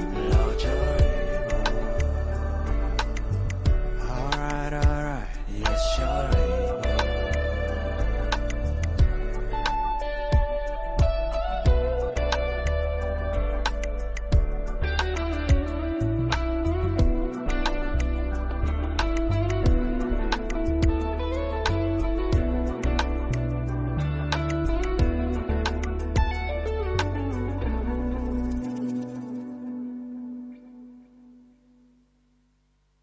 I'm the worst when it comes to loving you, and the best at doing the things that make you mad. No, no, no, no, I know that I don't deserve this, yet you ignoring my silly flaws, you still stick around me, and now in love, I'm addicted to you. You give me love, you and anything good. And we're in love. I'm addicted to you. You give me love, you give me joy, you give me peace, joy, and anything good. And we're in the blood. I'm addicted to you. Yeah. I've been thinking for a while now. This love, is it really real? Cause the way that you love me blows my mind. I am the night, you're my moon. You always bring me back to you. There's no place I'd rather be. I'm addicted to you. You give me love, you give me joy, you give me peace, and anything good. And we're in love. I'm addicted to you. You give me joy, you give me joy, you give me peace, joy, anything good. And we're in love. I'm addicted to you. See, I'm addicted to you. I'm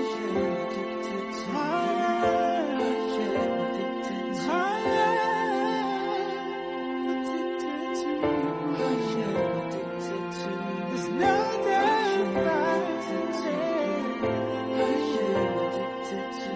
Addicted to you. You give me love, you give me joy, you give me peace. You give me everything I need and more. I'm addicted to you. I'm in love with you, Jesus. You give me joy. I'm in love with you, Jesus. I'm addicted to you. I'm addicted to you. I'm connected to you. I cannot live without you.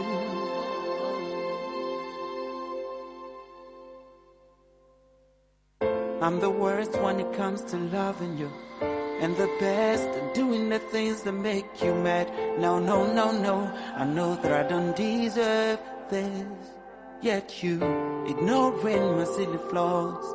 You still stick around me, and now in love, I'm addicted to you. You give me love, you give me joy, you give me peace, and anything good. And we're in love. I'm addicted to you. You give me love, you give me joy, you give me peace, joy, and anything good. And we're in the blood. I'm addicted to you. Yeah. I've been thinking for a while now. This love, is it really real? Cause the way that you love me blows my mind. I am the night, you're my moon. You always bring me back to you. There's no place I'd rather be. I'm addicted to you. You give me love, you give me joy, you give me peace, and anything good. And we're in love. I'm addicted to you. You give me joy, you give me joy, you give me peace, joy, anything good. And we're in love. I'm addicted to you. See, I'm addicted to you. I'm addicted to you. I'm addicted to you. I'm addicted to you. There's no doubt about it. I'm addicted to you. Addicted to you.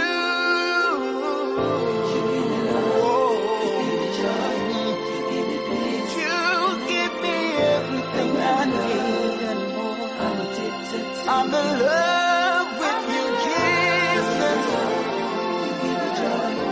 I'm in love with you, Jesus.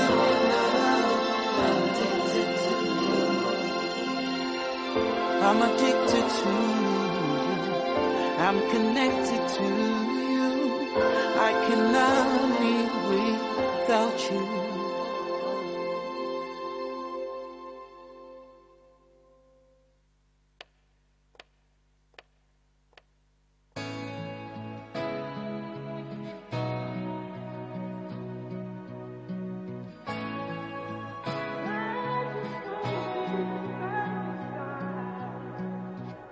By your side is where I wanna be. Doesn't matter what I feel or go through. There are days I feel like giving up. How could I love you and go through so much?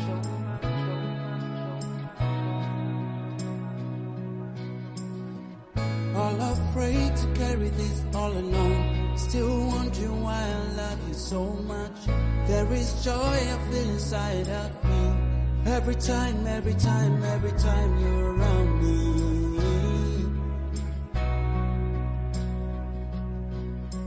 Just wanna be by your side,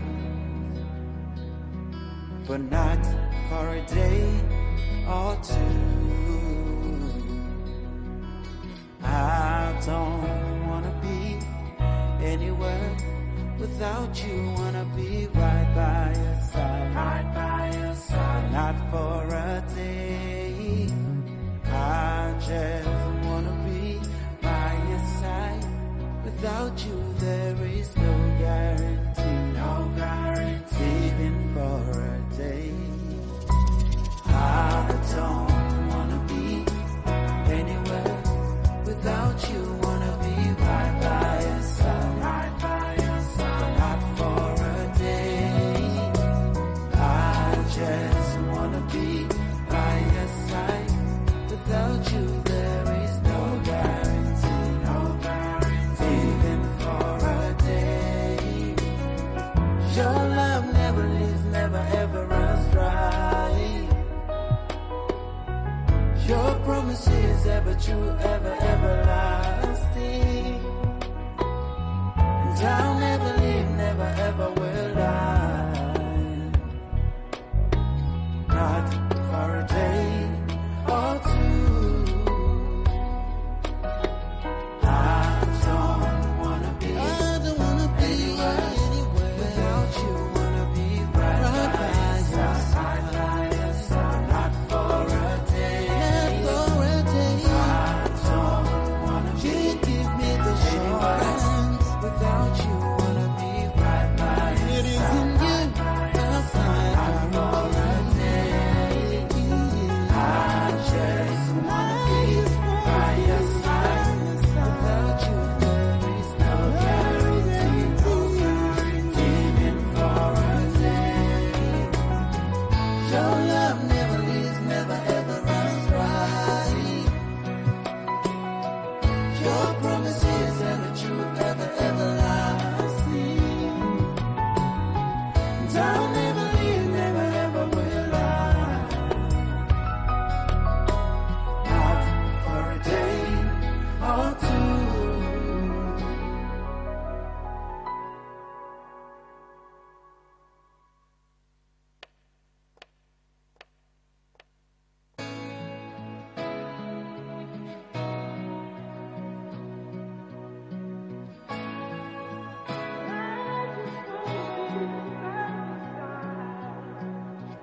By your side is where I wanna be. Doesn't matter what I feel or go through. There are days I feel like giving up. How could I love you and go through so much?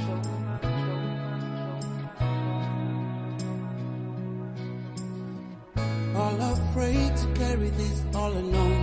Still wondering why I love you so much. There is joy I feel inside of me. Every time you're around me.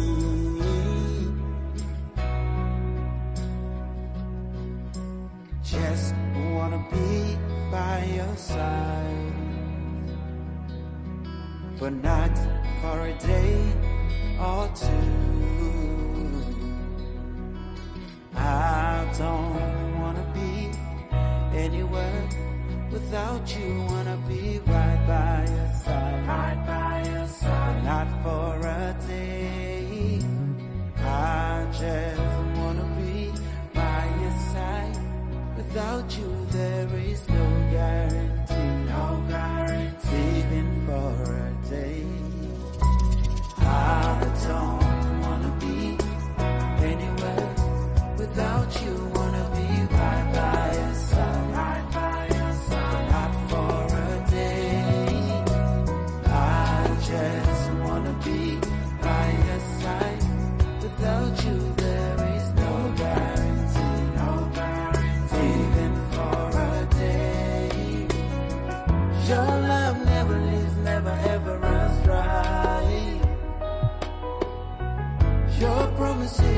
true, ever, everlasting. And I'll never leave, never, ever will I. Not for a day or two. I don't wanna be anywhere without you. Wanna be right by your side.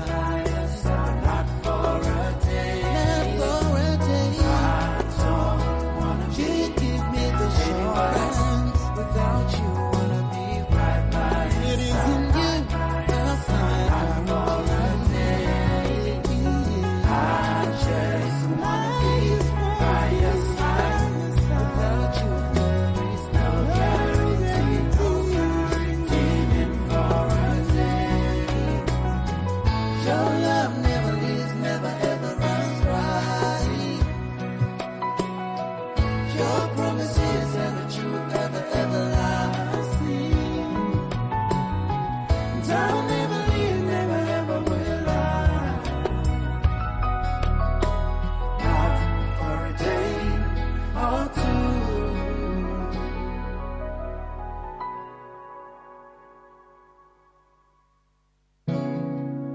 Memories of you and I, holding hands and making plans when you were here with me.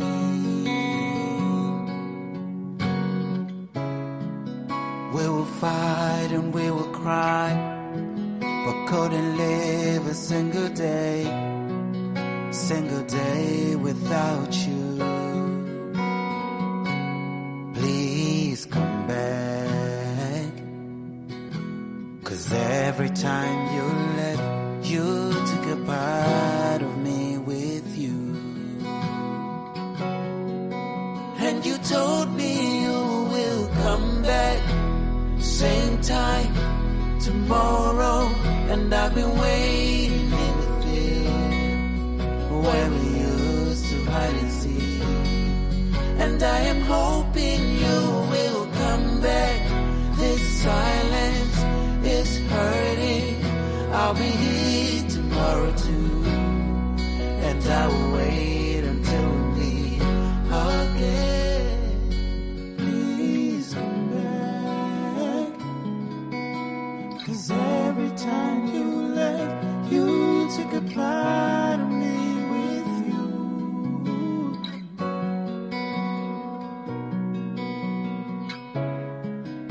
Memories of you and I, hiding out and having fun when we were young and free. And you told me you will come back, same time tomorrow. I've been waiting in the field where we used to hide and seek. And I am hoping you will come back. This silence is hurting. I'll be here tomorrow too. And I will wait until we meet again. Please come back, 'cause every time you left, you took a part of me with you. Please come back.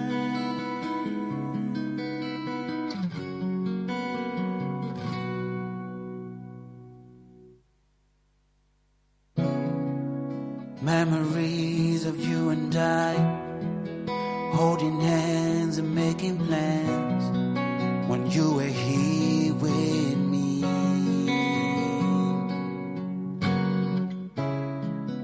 We will fight and we will cry, but couldn't live a single day without you. Please come back, 'cause every time you left, you took a part of me with you. And you told me you will come back, same time tomorrow. And I've been waiting in the field where we used to hide and seek. and I am hoping you will come back. This silence is hurting. I'll be here tomorrow too, and I will wait until we meet again. Please come back, 'cause every time you left, you took a part of me with you.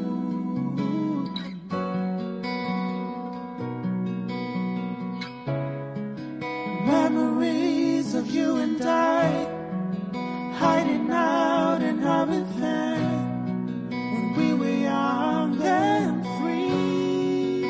And you told me you will come back, same time tomorrow.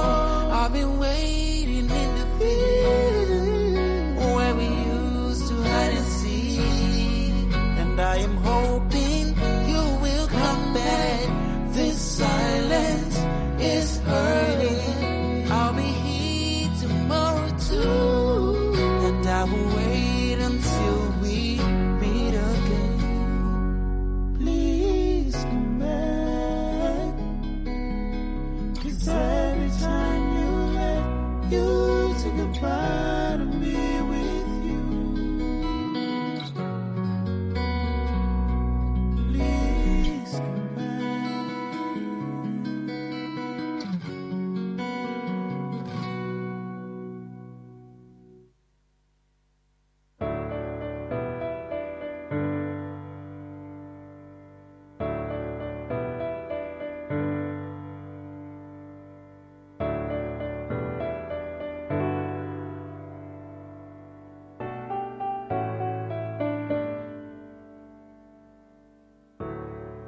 right from the beginning. I've been down every step of the way. Sometimes all I see is fear when your word tells me the opposite. You're a child, don't you be afraid, 'cause I'll never ever leave you alone. My plans for you are greater than you think, and everything will be alright. Everything, everything, everything, everything, everything will be alright. Everything, everything, everything, everything, everything will be alright. Even in my darkest days, like the rain in the night on a lonely road, when I'm broken and desperately in need, I hear your tender whispers in my ears. Everything, everything, everything, everything be alright. Everything, everything, everything will be alright. Everything, everything, everything be alright. Everything, everything, everything, everything be alright. Yeah, everything be alright. Everything, everything, everything be alright. Everything, everything, everything, everything will be alright.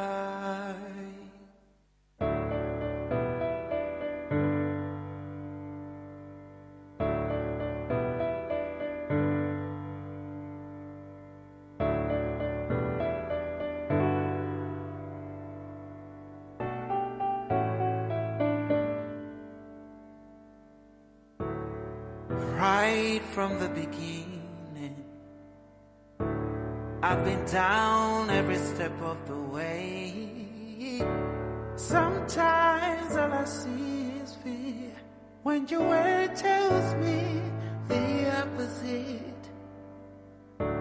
Just a child, don't you be afraid, 'cause I'll never ever leave you alone. My plans for you are greater than you think, and everything will be alright. Everything, everything, everything, everything, everything will be alright. Everything, everything, everything, everything, everything will be alright.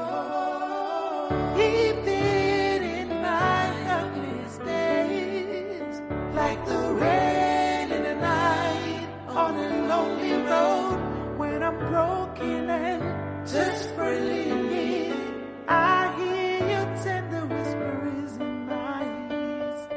Everything, everything, everything, everything be alright. Everything, everything, everything will be alright. Everything, everything, everything, everything be Hello, good afternoon, ladies and gentlemen. Welcome back from our lunch break. Without wasting much time, we want to zoom into our next presentation. So we have a presentation on funding opportunities for research and innovation from the Swiss Embassy. And this presentation will be done by Mr. Andrew Boama Asari, who is a renewable energy engineer who graduated from UNE in 2017. Since then, he has been involved in consultancy services for renewable energy and energy management projects in Ghana, including energy efficiency analysis for industrial companies such as Promasidor, Modec Tulo, Rogers Office, Movenpick.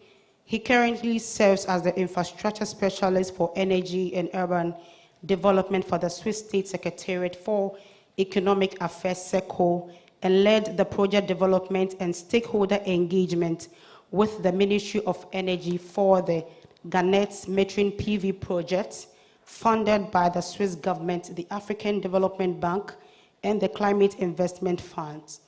Ladies and gentlemen, this project is one of the first in Africa and will provide households and businesses with solar panels the ability to export excess power into the grid network and receive compensation for the exported power. Andrew He's also managing SECO's mini-grid construction project on 3 island communities in Ada, Ghana. He's also currently the country director or coordinator for the UNEP NDC Action Project, which is focused on translating country NDCs to action. Okay, so I think I will end here with a round of applause. Let's welcome Andrew Boama Asari as he gives us his presentation on funding opportunities for research and innovation. So as earlier done, Andrew will be on the panel discussion for the same topic, so we will not give opportunity for question and answers. When we are done with the panel discussion, we'll give members the opportunity. Thank you very much. Thank you very much for the very nice introduction. Good evening, good afternoon, everyone. I hope you all had a wonderful lunch. So as mentioned, I'm here on behalf of the Swiss Embassy, but also the Swiss State Secretariat for Economic Affairs. I'm the infrastructure specialist. So basically, maybe I'll do a bit of introduction about what SECO does. So SECO is a bit different from the Swiss Development Corporation. The Swiss Development Corporation is a bigger agency out of Switzerland, and they operate in lower income countries. But for SECO, which is the Swiss State Secretariat for Economic Affairs, we only operate in middle income countries. And the idea is that for middle income countries, there's a level of GDP that is existing in these countries, and you can, through policy, through piloting, you can unlock more economic opportunities for the people within that country. So that's what SECO does. So we work in these 4 areas. So there's the macroeconomic policies. We work in trade and private sector. We work in the financial sector. And then infrastructure financing. So that's my division. So I manage all infrastructure projects in Ghana. Yes, so for energy infrastructure projects, these are the 2 main projects that we are currently doing in Ghana. We started this project since 2014 under the Get Up project. So Get Up is basically a Ministry of Energy program, which is the Ghana Energy Development and Access Program. And under that program, we assisted the Ministry of Energy to, extend grid to remote areas. So we contributed about $21 million to this project. And the main focus of that one was to promote electricity access. So we looked at mainland. We connected about 11,000 homes in Eastern region. And then currently we are connecting about 15,000 homes in the northern region. We are working with NEDCO to do that. It's a $6 million project. And we are also building mini grids. So we are also building mini grids. As you all know, Ghana is about 87% electrified now. Most of the remaining areas are found on island communities and very remote areas. So the analysis has been done, and you see that mini grids makes much more economic sense in terms of providing electricity for these inhabitants. Through the construction of these 3 islands, 3 mini grids, we will be electrifying about 5,000 islanders, providing electricity for about 5,000 islanders. This project has seen a bit of delay due to some tax exemption issues, which was introduced in 2022. Most of all our projects actually are grant financing, so they are exempted from tax. So this project currently would be commissioned this year, 3rd quarter. Hopefully it will be completed this year, 3rd quarter. So that's just pictures from the sword cutting ceremony. This was done on the island, one of the islands. So it's 3 islands: Azizape, Aflive, and Alokpem. Yes. Then the second project, basically, that SECO is funding in Ghana is called the Renewable Net Metering Project. It's under the Scaling Up Renewable Energy Program. And this is a Government of Ghana program that came out of Climate Investment Fund, right? So Climate Investment Fund is a fund that is, it's an external fund, and it receives funding from a lot of countries. Switzerland is included. And we, under the program, the government has to develop a program, basically. So there are 4 components under the SREP. There's the mini-grid component, there's the net metering component. So SECO decided to fund the net metering component. Towards the end of 2022, the net metering tariffs, we worked with PRC to also publish the net metering tariffs. So this is out now. There's a net metering reckoner, which you can go online and you will find. You just type PRC net metering reckoner, it will show up. And basically on the reckoner, you can basically input the kilowatts hour of coming from your PV system.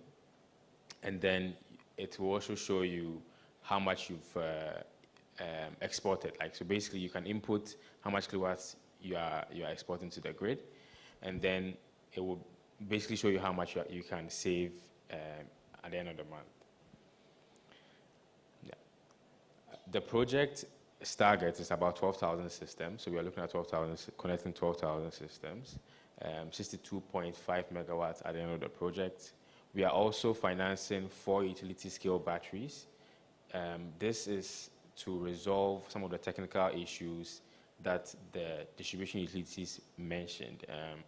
They talked about how the influx of solar energy into their grid can cause some voltage stability issues. And so we we are working with them currently to identify some of these grid lines that are problematic, and then we will pilot large-scale battery systems onto their grid, and then see how it can resolve influx of solar PV, especially across lines that are concentrated, that has a lot of PV systems installed. So as I mentioned, the funding source is from SECO, AFDB, Climate Investment Fund, the government of Ghana, and then we expect that this amount would encourage private sector to also invest about $66 million into the project. The implementing partner is, of course, Ministry of Energy, but implementing agency is Energy Commission. These are the main beneficiaries under the project. So we have Energy Commission, PULC, ECG, NEDCO, solar installation companies, and then private businesses and households. So this is more of also a breakdown of the 12,000 systems. So we are looking at households, about 5,000 systems going to households, 6,000 systems going to public SMEs, and then public buildings, that's government-owned buildings, about 1,000 systems going to government buildings. And that's also the separation in terms of the cluster. So ECG's operational area, we're looking at about 70% of these systems being installed there, and 30% for NEDCO. Yes. So another project, so these are basically, so the net meters are also being purchased by SECO. They are going to be free for all systems, free installations of the net meters as well. There's up to 24 subsidies on all systems under the project. And this is basically showing the flow of a web application that will be developed also. And this web application would, anyone can go onto the website and also apply for the net meter.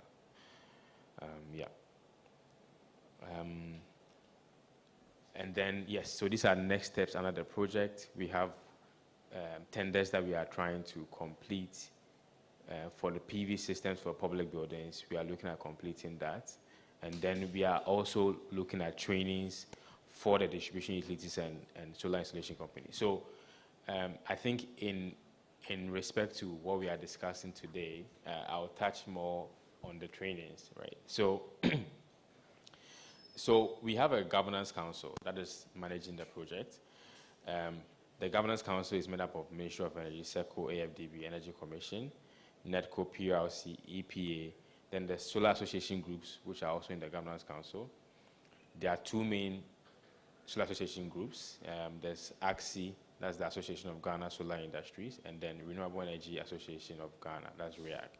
So they are also represented on the governance council. Then we have academia. So far we have KNUST represented, but we have been encouraging the ministry to include more academia on the council. So this would also be done in the future.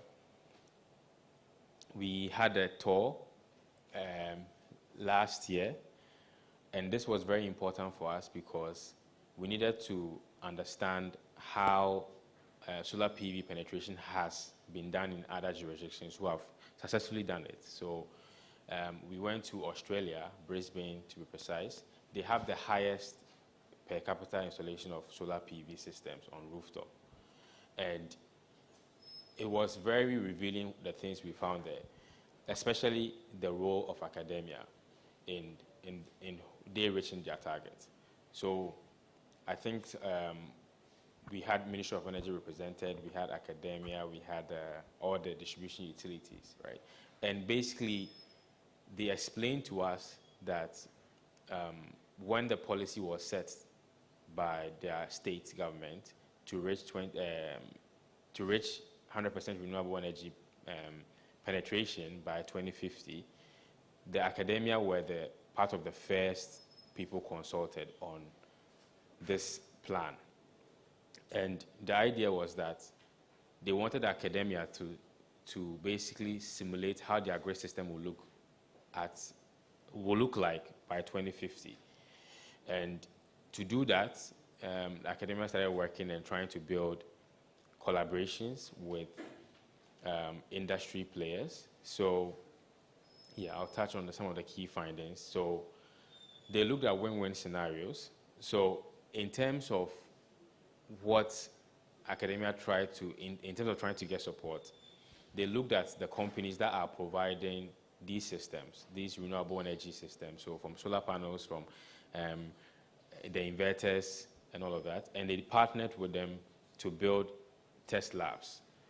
And this was funded, their test lab was funded by Siemens. So basically Siemens had, most of the components we witnessed there were from Siemens, right? And this lab was used to simulate how, once they are connecting a large solar PV into the grid, how it's going to behave, the force that would come about and all of that. So that was a very key thing that we realized, that for them, they approached industry and found out, okay, so with the utilities, you want to reach these targets, you want to make this amount of investments, but how are you going to reach them if you do not simulate them, right? So they basically were the technical assistance arm for the industry.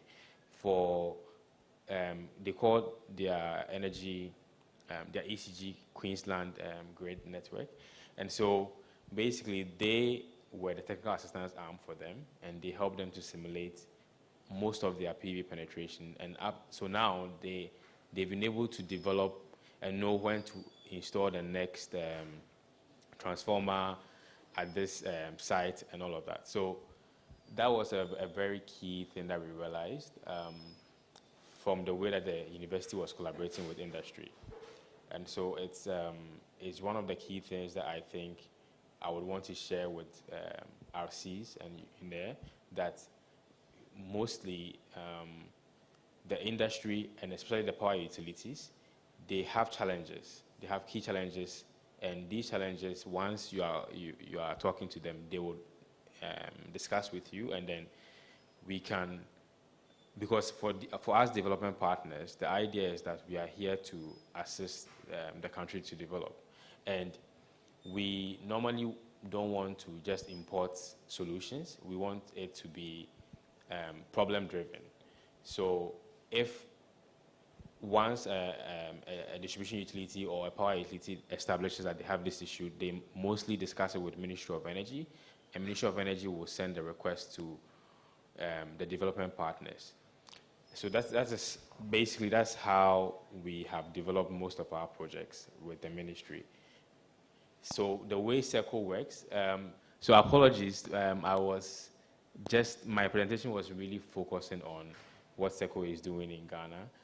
But in a nutshell, I just want to explain that the way SECO operates is that we try to work with the Ministry of Energy we try to work with the government to make our solutions sustainable. Direct support to an institution is normally not the way we would like to approach things, because in order to make it, in order to get ownership for whatever project you're doing, you need to have the government's buy-in. And so most of our requests from government, it comes, they first receive the request from the industry, from the academia, and then it comes to us. Currently, we have a request from PURC through the government to look at the mini grids that were installed in the past, the 5 that were bought by the World Bank. And the idea is to do a post-evaluation of the mini grids and understand how it's performing now, how it impacts on the socioeconomic impact it had on the people on the islands, and then also how to price the operation and maintenance of these mini grids. And this request SECO is ready to support this, so we've already indicated it to PRC. We are just waiting for the proposal to approve this. So it's in the same way, I think that for Rcees and for University of Energy, once there's an established problem in the sector that needs skilled workers to address it, and if it needs, for example, this lab, I think one of the major outcomes that came out was that we wanted to build a similar lab in Ghana, because we are just looking at 12,000 systems now, but at the end of the project, we plan to scale up more. So we want to build a similar lab in Ghana, and would also be very interested to find an institution to host this lab to perform similar simulations for the grid network. So I'll leave it at here. I know that maybe there'll be more questions, but yes, that's it for now. Thank you very much. Yeah.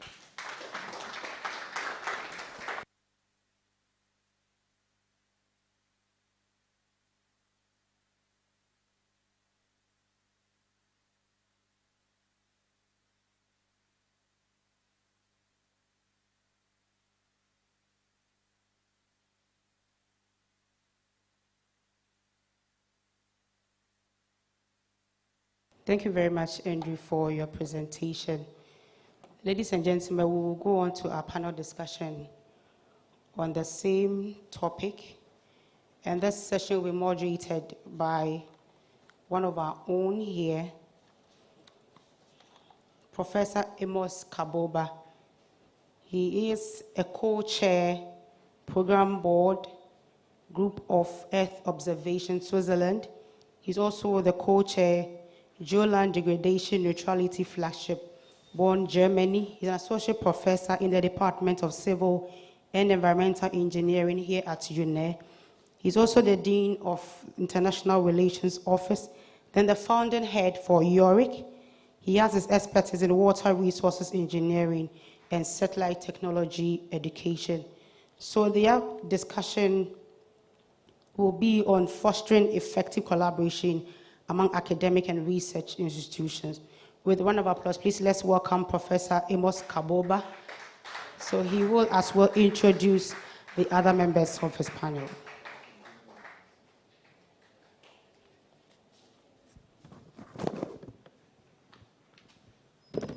You're welcome, Prof. So you have 40 minutes. You have already given me the time. Okay, thank you very much. Because I think this is a very important section, because that is the blood, the lifeblood, to ensure that we can be able to sustain whatever we want to do. Thank you very much once again for the introduction. I hereby invite Mr. Andrews. I think you were already introduced. May you kindly take your seat, please. Thank you very much. All right, the next person he's the country director for UNEP NDC Action Project. So he has diverse experiences, and we are going to get to know more about that once it comes to the podium. May I invite Thomas Kankam? And I wanted to say something because Kankam is a very popular name in KNUST those days, Professor Kankam. I don't know if you are related to him. All right. Then we want to invite the executive director, Kumasi is what? Kite is what? Kumasi Technical, I don't get the full name right. Yeah. So he has also various experiences with UNEP, World Bank, GIZ, EU, UNDP, and what have you. Thank you very much.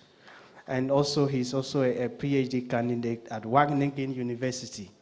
A very interesting university for that matter. All right, have I invited everyone? Very nice, thank you very much.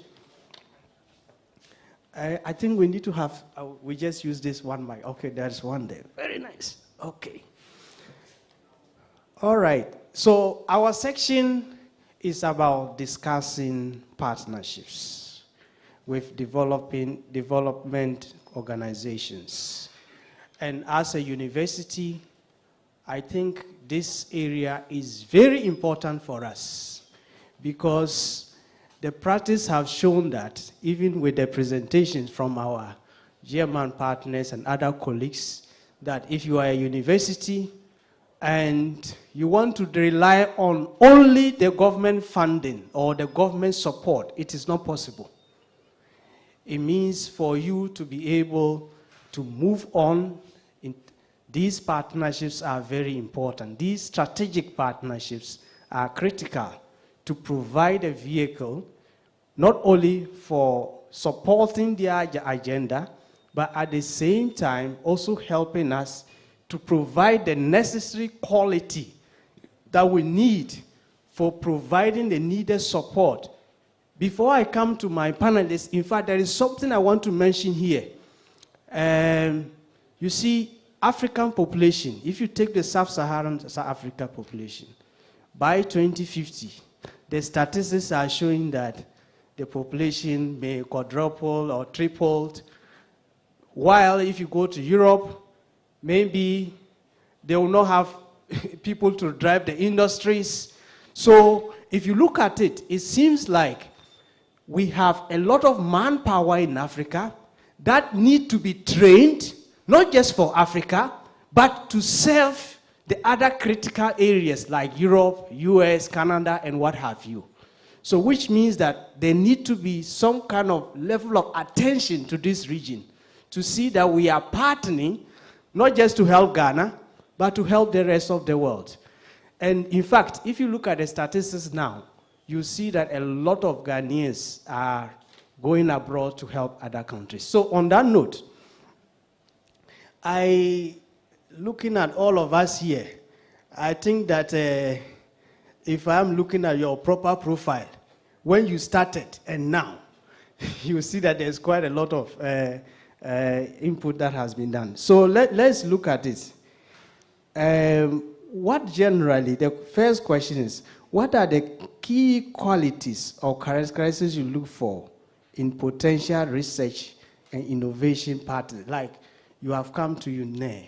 What are you looking for from us?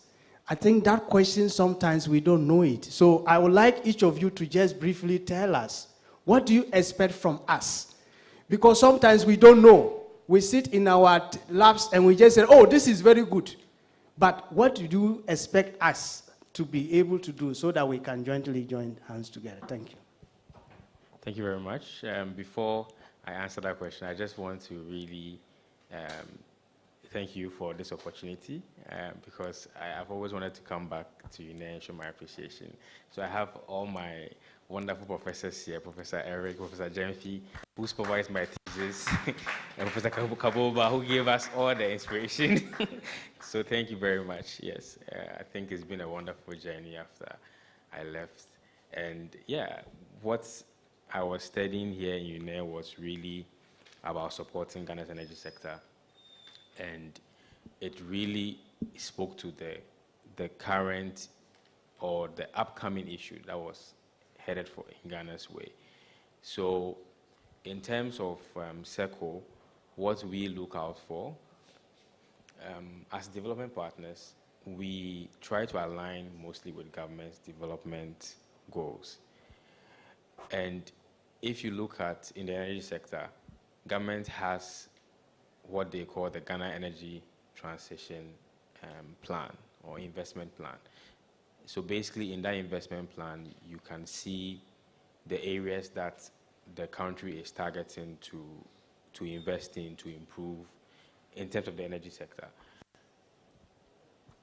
Aside, in order to be successful in this, you need skilled labor to be able to implement this plan. It's not just about having the money available, but also having the skilled labor to be able to address the problems that are needed in this transition. So you take an area like solar PV, there's a huge gap currently, which we realized during COVID that there were not enough solar designers, solar PV system designers. Maybe we have installers, but solar PV system designers were lacking, and most of them were actually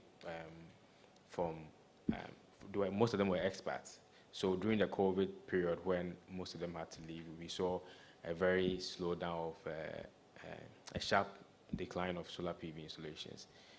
Of course, people also attribute that to the economic situation at that time, but I think through some studies, we realized that it was also due to this. So for us, what we would like to see is for the universities to also align itself with government's own agenda in terms of the energy sector. Critically look, and I'm sure the university is even consulted when these investment plans are being drawn, but to critically look at what government wants to achieve in the next 10 years 20 years, and then look at the skills that will be needed to achieve that, and then come out with the investment that academia needs, propose it to government, and government then would approach development partners with it, and then we are here to support. So I'll leave it at this point. Yeah. Thank you.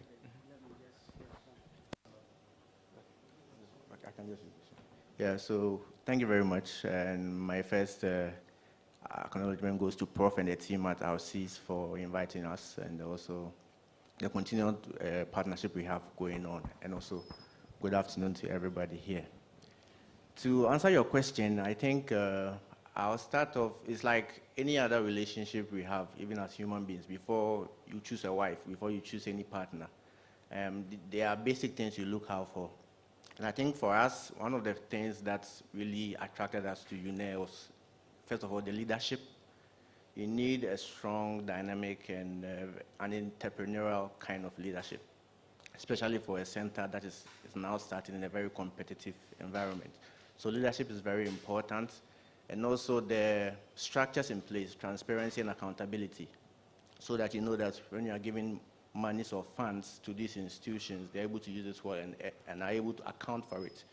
Because like Andrew said, these monies are not our monies. So for example, UNEP depends on donor funding. We also get money from other institutions to support countries. So in that stead, we also need to be able to account to our funders or our donors. So we need to ensure that wherever we are sending money, there is transparency, the structures are in place to be able to do that. And I think the other thing will also be the competency or the skill set of the people in place. For example, Rcees is a center for energy and environmental sustainability, so we need to be sure that they are truly able to do what they say they are doing.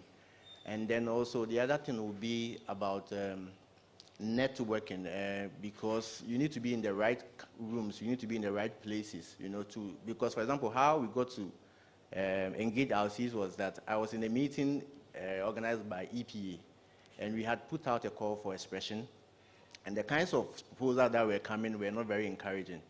So during the meeting, Prof made some submissions. So after the meeting, I approached him that, oh, we have this thing going on, and I think you can do it, so maybe.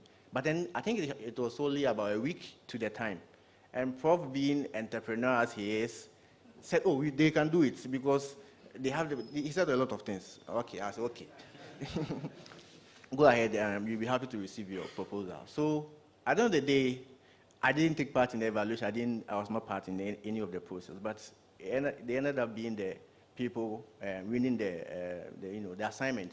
And it was because we networked, you get it. So you need to be able to network horizontally and vertically so that you're talking to the right people. And then to end, I'll touch on the point you made about aligning with the country's goals. So for example, we are working on NDCs. NDCs are country-driven.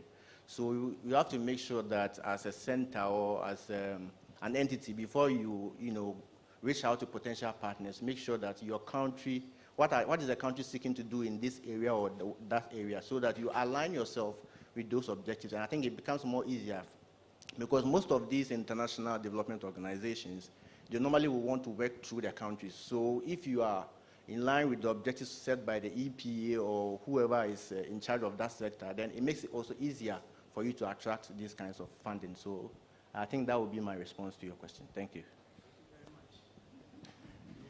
Okay, thank you. Let me also thank Prof and his team for inviting me here. My coming here has been long in coming. I actually supposed to have been here much earlier. I guess they wanted to bring me here because I've refused to come for a very long time. And where I sit now, I also see that they were struggling to find a place for me on this program because I am not a donor, I'm not a development partner. And exactly, so what I would do as a partner, RC partner, is to, what do we think? And we've been around much longer than, how do you pronounce it? Rcees. We are almost 28 years now as an organization. Prof didn't even know our name. The name is KITE. It used to be Kumasi Institute of Technology, Energy, Environment.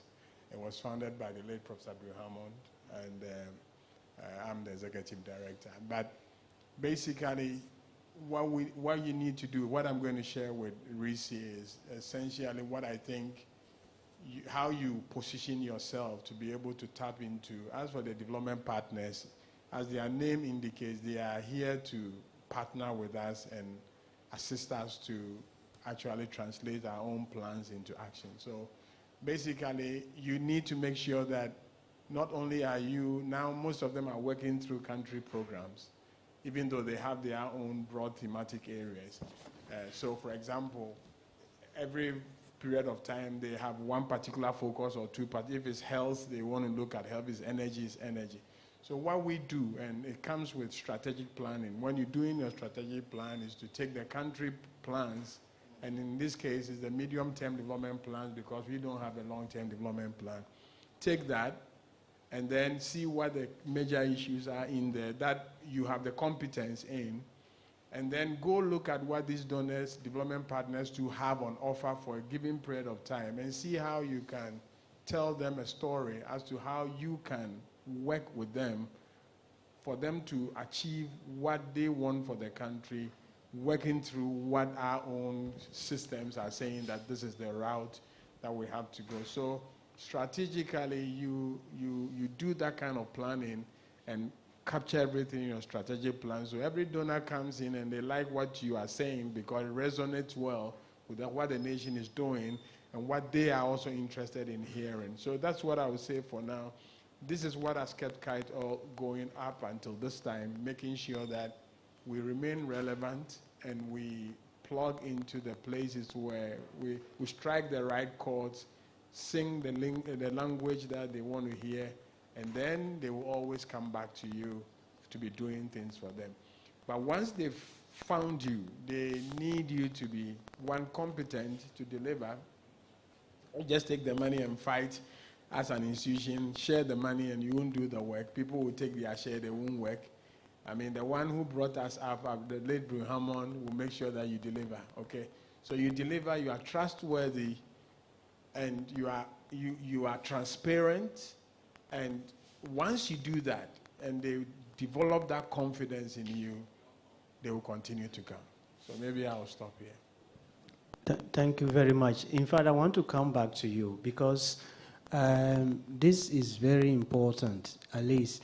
The reason why I was confused with the KITE is that in Sweden there is also another KITE. So I was and there is also KTI. And there's also KTI in Kumasi. So, yeah.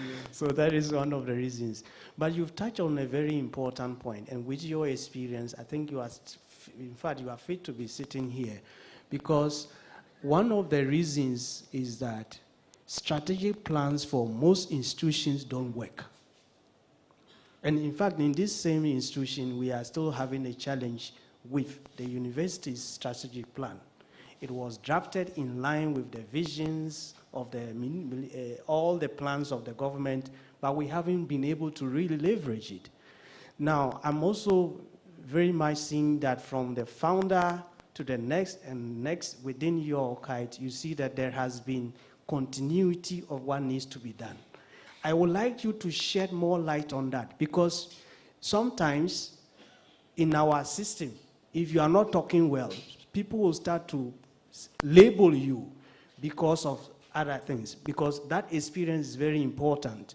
Because how does that help to build the continued trust and the transparency environment to allow for the flow of resources? So kindly shed more light on that. Okay, so one of the things that I would say in reaction to your ability to implement your strategic plans is that you need to couch them in such a way that it's almost like an octopus. Let me put it that way. You need to have broader themes so that when you see an opportunity, you'll be able to point out to the donor that this is the reason why I said I want to do this for the next 5 years. So let's be careful not to put ourselves in a straitjacket in such a way that, oh, if it's climate change, if they are talking about climate compatible development, it's still sustainability, right? So just know that, make sure that you don't restrict yourself box yourself into a certain straitjacket that wouldn't allow you to take on certain kinds of jobs. And also make sure that you have a versatile team and a fluid team that is very, very proactive, and they respond to opportunities as they pop up. Because look, the donors, they can change their agenda every now and then. Even within their own program periods, things can change.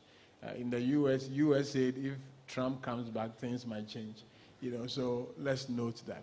But we are in an organization quite different from your setting, where after a period of time, maybe 2 years, 3 years, if it's the head of department, if it's the Brihammon Center, every 2 years they get a new director. Okay, I don't know about Rcees, whether your contract is such that you can be there for a very long time. So it depends. It's most of these centers and these institutions, it's very important who is actually in charge. And whoever is doing it, whether or not, because I can assure you some of the things that you're doing now, whoever takes over from Prof, if the person is not wired along those same lines, the center, which is doing so well, will start having problems. Okay? But to be able to prevent that is also to make sure that you are also working with a team and trying very hard that if it's a strategic plan for the center, it's owned by everybody, so that the next person, and especially the one who looks very apparent, they call him the heir apparent, make sure that it's in your pocket. If you don't want to leave and come back and find this center in disarray, that's the strategy. You need to be very deliberate about how you want your community. I mean, for some reasons, I'm paying for that loyalty because I always wanted to be proud that he comes back and the kites that are sweated and put in places around. That's part of the reason why I've been the kite for all these years. But you will not get that with so many people, okay? So, and in your case, where it's a public institution where you don't get to be there for as long as you want to be there, have a strategy of making sure that whatever you are doing, you are not sitting in your offices. And in Prof, I can tell you because they also related. You see, you don't do it all by yourself. If you do it by yourself, the next day you are not there. The person who comes after you will have a different vision, and you will just see what you've done, and then building new relationships. But just to answer, I think I'm dragging this, just one, make sure that there's some flexibility in what you want to do. There are broader things that you can fit so many things under. And secondly, make sure that your plans and your strategies are as consultative as possible, and you have the buy-in of your team members. And deliberate, don't leave things to chance. If you are not going to the next day, you want to come back and be proud. Just make sure that there's somebody that you are called upon to recommend. You'll be able to know that this person is not there. You'll be able to continue with that. But the NGO space is different from the investors, where the tenants are pretty much fixed. Okay? So if Prof is not there, then there's somebody who thinks and believes in this center. Might be something else in the next 2 years or 3 years. So that would be my piece of advice. All right, thank you very much. That is advice to Rcees and to the university. Now, another thing, you mentioned something very important, and I wanted you to highlight on that. You said that you were active for some role, and out of that, you saw that Prof presented something. I think one thing which is coming out from this our discussion is that we have to find ways to better improve our visibility and networking. So I would like to share light on that because it is very important. Because if not of that, you are not here today, and we have these partners with you. Please. Thank you very much. I mean, there's a reason why China and US, when they are doing pops, all of these things, they carry a very big delegation. It's not because they have money to spend, but sometimes there's for strategic reasons. You go to Bangkok and you hardly find anyone, I think you know, not an institution at Bangkok. government and organizations are sometimes funded by NGOs and things like that. And that's why we have some of the issues we have. So I think to emphasize that point, we, like I said, putting yourself out there, I don't know how any better way to say it. You have to spend put our money where our mouth is. I don't know that's how we have to say it. Yeah, but we just have to make sure that we are in the right path of decision making. Because, for example, out of the projects we are implementing with Rcees, we developed a proposal and we wanted additional support from CTCN, which is another center out of the systems by the British climate and center network. So it's for governments like Rcees. And we wanted the nature of the consultant research had to be from somebody. So they have a original stuff. So you can only apply from that. And for 28,000 consultants, there was no Ghanaian institution who be selected for that work. So we have to rely on some consultants in the UK. And we are seeing the challenge because you always have to work with nobody or find anything like not really effective. And they have some challenges like that. So I think our outreach should really prioritize attending Africa Planning Week, attending conferences, where you really have to do stuff for national consultants, citizens, African development partners. Make sure you are using those resources so that NGCs has for preparing countries to get their proposals. And these are capacities available. So I think that's it's like our outreach run like a business. Put yourself out there, market your expertise, and make sure that you are talking to the right way. I think that's the point. Because otherwise, having more about outreach, so outreach should much on that. Their website, a very active website, social media, very dynamic of businesses and for institutions like Rcees to market themselves. And I think with that kind of activity, they can attract the needed interest that we are looking for. Thank you very much. I just wanted to add that. So I think very much it's very true, very important for our Rcees to be with visibility. I quite remember that one of the first people in my institution that spotted our Rcees LinkedIn page was my head of operation. And that was when the Prof was listening on the board, and I think he really posted those LinkedIn. So I think that's a powerful opportunity now out there, and that can also utilize. Aside from attending the conferences, I also want to emphasize on strengthening the linkage between the industry. So currently in Ghana, we have in terms of the energy sector, solar installers who are private sector and all of that. There can be focal partners in our country who are attached to these associations, right? So that they can also talk about always their problems to our CC partners and then developing consulting solutions around that. And some of these things can be submitted for funding. But also, aside from the private sector, there's also the public entities, so CCC, NGO, Power, BRA. Currently, I know BRA wants to look at energy, but you ask yourself whether we have still that's not energy in Ghana. So, and they need to move on this until there's enough attention, traction in there, right? Wind energy is something that Switzerland has a lot of expertise in. We have companies as well with So the idea is that yes, if you have local companies who are attached to these industry areas, who are always communicating to them, regularly letting them understand what their challenges are, then they will work together to find a solution which can be in the form of a proposal and sense of our partners. Thank you very much. I think now we will use the questions that have given you because we have now touched on other important issues. You know, as a university of energy and natural resources,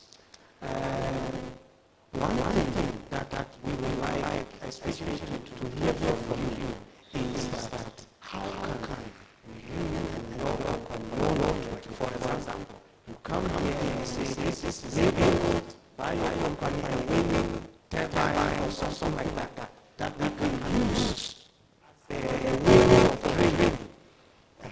Or even a solar lab, which is saying I did that so X. So one is visibility for the company. Two, we are also using that for what? Supporting the training of other assets. So I would like to hear from the two of you about this. Then after that, I go to my colleague that tried to another question. Thank you. Yes. So as a developer partner, I have to maybe emphasize that it's very, there's always a delicate discussion that goes on, not trying to import solutions, not just trying to copy what is being done and important. So that's why we all try and work with the country system. So yes, maybe they can be funding to build a wind energy lab, but if we do that and we train people and the government is not ready to do wind, then this is personnel to train. And so it will be a misalignment of what the country wants to do. I quite remember, I think when I was here, Prof and I were working on how to manage peak systems by, using appliances, right? It's something that the distribution utilities are not ready for time when we start.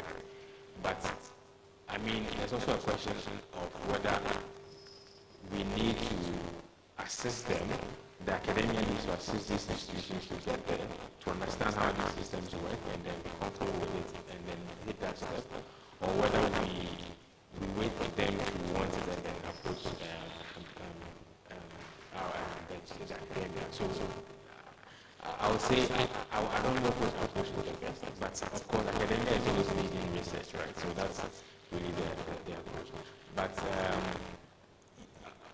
it's quite difficult for sector to just come and do something that, let's say, it's not government oriented, it's not government, so that's the challenge. Yes, to touch on that, I think it also very much depends on who's funding the sector, for example. So the project we're having with Rcees, for example, we are getting funding from the German government through UNEP. And one of the restrictions of that is that you can't buy an equipment. So that will determine how Rcees is able to spend. You get it? So that is also one of the things you have to look at, who is providing the funding. And then the other thing is also about the country itself, Ghana. Sometimes I think we also have to be more proactive and dynamic in the sense that, for example, UNEP has, used to have a partnership with the Denmark Technical University. So it was known as the UNEP-DTU partnership, right? It was part of the dynamism of the Danish government. They offered their national university as to serve as a technical arm of UNEP. So they were like, it's like how UNEP is, and then they are providing all the research, whatever for UNEP. That was what happened. And then now it has transformed from just a partnership to a whole central house, a UN inside the university, known as the Copenhagen Academic Center.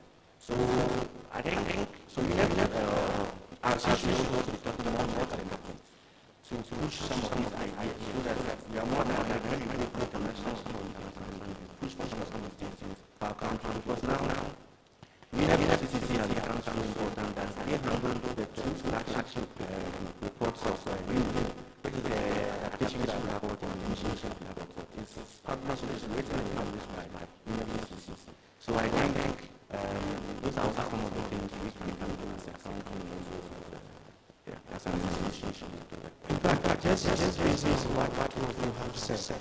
Something is just coming to my mind. Is it also very possible that because you work with different parties, that from Rcees will give some kind of impact report which is associated with your network? Because just okay, Rcees is your partner and this is what we are doing. By so doing, it creates some kind of way. So I think it's something we can take up as an action from here. Now to Mr. Kamp, I just want you to tell us one of your, with all the done a lot of parties, which of these maybe was one of your best and how you sustain it over time so that it becomes a lesson for Rcees to take up. I am Mr. Kamp. Yes, I always the center that addresses the issues themselves are needed to be resource was the news. We have a record of about 15 years doing studies on renewables, and also we implemented the African Rural Development Program. It's been one of our longest partners that we work with. But having said that, we do still get jobs from virtual reality, the World Bank, and everybody. You only have to position yourself for the people who don't have women partners to do it. If you give a job to the center, you will do it. So something like that. Because at the end of the day, nobody wants to have, nobody wants to be chasing the boss. Nobody wants to spend this much time and give you bad reports. Okay, that's something that will make you that behavior is kind of right. It means doing extra things to make sure that the client is not do that. So that's something that I was saying. That's why brokers, they are very good back and keep coming back to you. But just say something about whether the question and how they respond to that. Nothing stops Rcees from, for example, going into something, asking them to give you contact with the private sector. Okay, I remember when we left the Professor Hammer, they were about to start what's this? Aeroplane engineering. I remember those days we went to Boeing, okay, Boeing offices in Accra, and we spoke with them. Eventually, they ended up catching them that they brought all over from Accra and places like that. Okay, it is a way this center is a center of excellence. You can switch companies into new technology. Okay, you could write to the center and say, can you link us up with something? Working with the center can say that this is exactly what those things. They just need a small 5 kilowatts when living turbine and this is easy if you do that. I think the World Banks and these places they can support you with that, especially the educational institutions. We are an NGO, private research center, so we may not be able to get that. But as a center of excellence in the university, it should be possible for you one or two talks for them in their success, right? They can link you up with places where you can get some things and stuff that if you pitch it as using it to modeling teaching to them. So there will be some private sector entities who will have to come and help and affect those interventions. Thank you very much. And I think it's not only Rcees that is here, we also have another center that is here, Preservation Research and Innovation Center. And I think that will work very well for them. Whereby satellite agencies provide their dishes for co-location and what have you. Really thank you for that. And I think Rcees has taken note of that. I just want to, also for sake of time, our time is so, how much extra time do we have? Is zero what? I said you have more time. Because this is how to sustain Rcees. Now, because of lack of time, I just want each of you to tell us what should Rcees do and what should you do in terms of where you stand. I think that is really important. Simple. The reason for the partner is incredible partner. The one people they can trust. Make sure they maintain a high standard of excellence. You deliver what you just make sure that you don't disappoint them. Let's be honest with them and transparent with them. what you don't have to do, never feel, never disappointment. Once you are blacklisted as one of them, you are blacklisted as all of them. Thank you very much. I'll pretty much say the same thing, because I mean, at the end of the day, it's a track record which will provide their jobs. So I think they should build a very, very competitive and very appetizing system such that every DP will want to work with them, and also show about leadership, like you said, and continuity, because it's entices continuity. Because if tomorrow our sees it's not accountable and then we can provide the level of quality we have now. I think so. That's an relationship to provide that process. So thank you. I think for me, it's really about, I think that our Rcees competence is really it's about sharing what they've done also in the past. That's why I like the fact that we started to use a lot of social media so we can already connect. I know it's a bit better than the business center of Ghana, but there's a lot going on and it needs to be shown to the rest of Ghana. So I would say that to really maximize on sharing results, sharing research, and what not to do. I think probably the same thing that most of yes, don't, if you are on a project, you ensure that it's completed and you do not have any bad records. All right. Really, thank you. Really, but I just realized I missed something. Rcees has a lot of researchers, and sometimes the interest is also to see how they can benefit from some sources from the donor organizations or the partners. And you being at least going through our system, I just want you to just 1 minute at least. Thank you.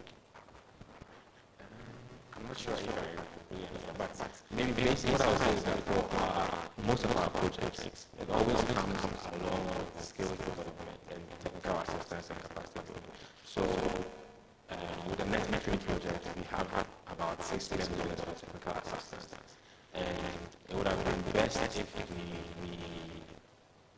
we would consume most of the consultants would go to our Rcees.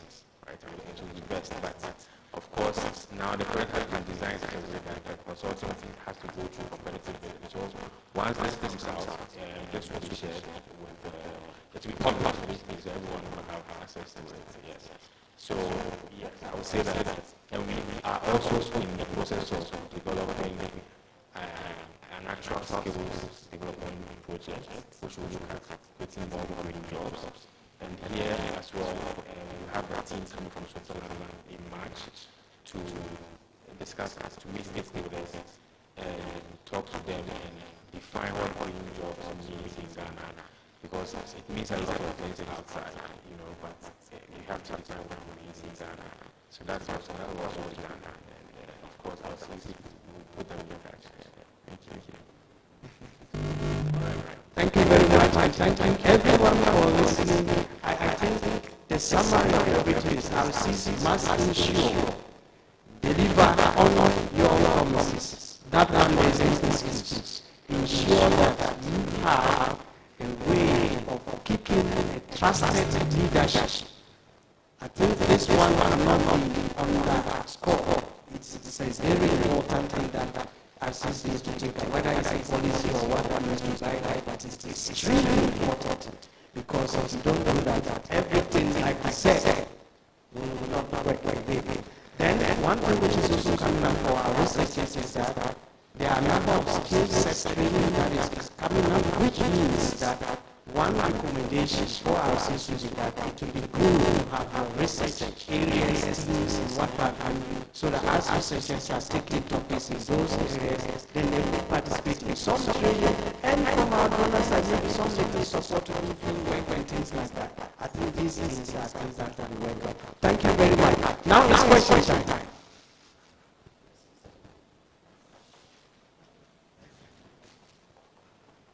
Please come to the microphone.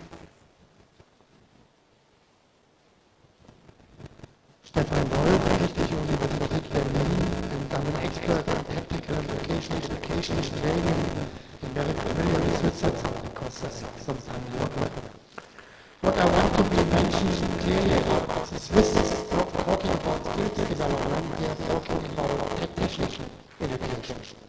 That we have had a day one with wisdom, that the openness of the openness and the thinking of university as a technician, this is so-called taught out, it's very crucial for your society, and I suppose also for our project with this support from the center.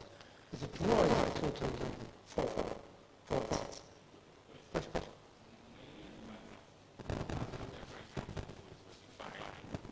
Yes, so you are correct. When the Swiss talk about skills development, it's mainly focused at the technical level.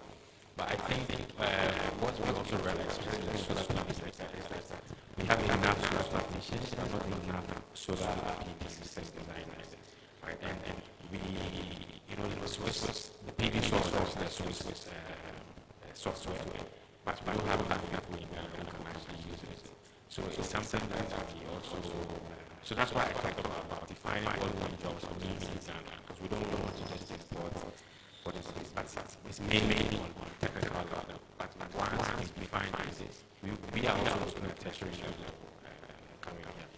It's very crucial to join all the level secondary aviation. It's quickly on the secret management, because we work those levels.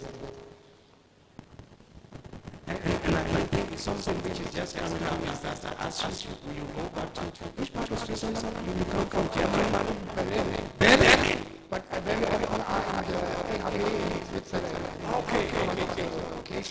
I think there is a lot of talk that has to go on, because something is missing here. Is saying that it means that from us we can start to think about so that we can come out of the ties and all that. I think this is something that can be done. Thank you very much. Yes. Okay, thank you. I want to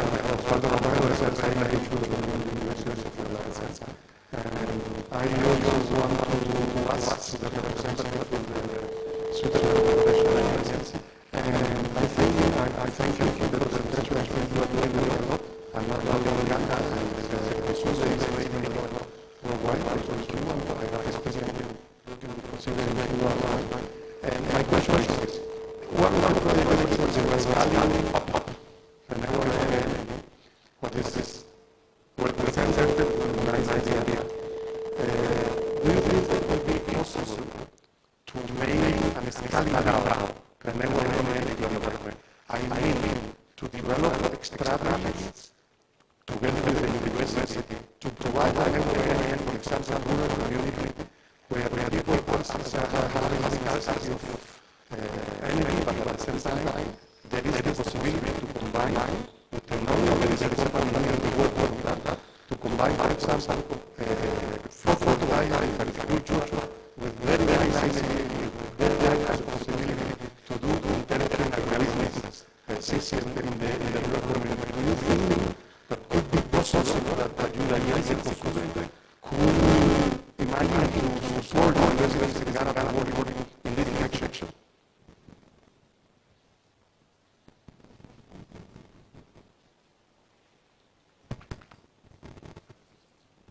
Can you hear me? So, if I'm asking your question correctly, you mean can we look at the traditional rural areas and also look at the agri sector?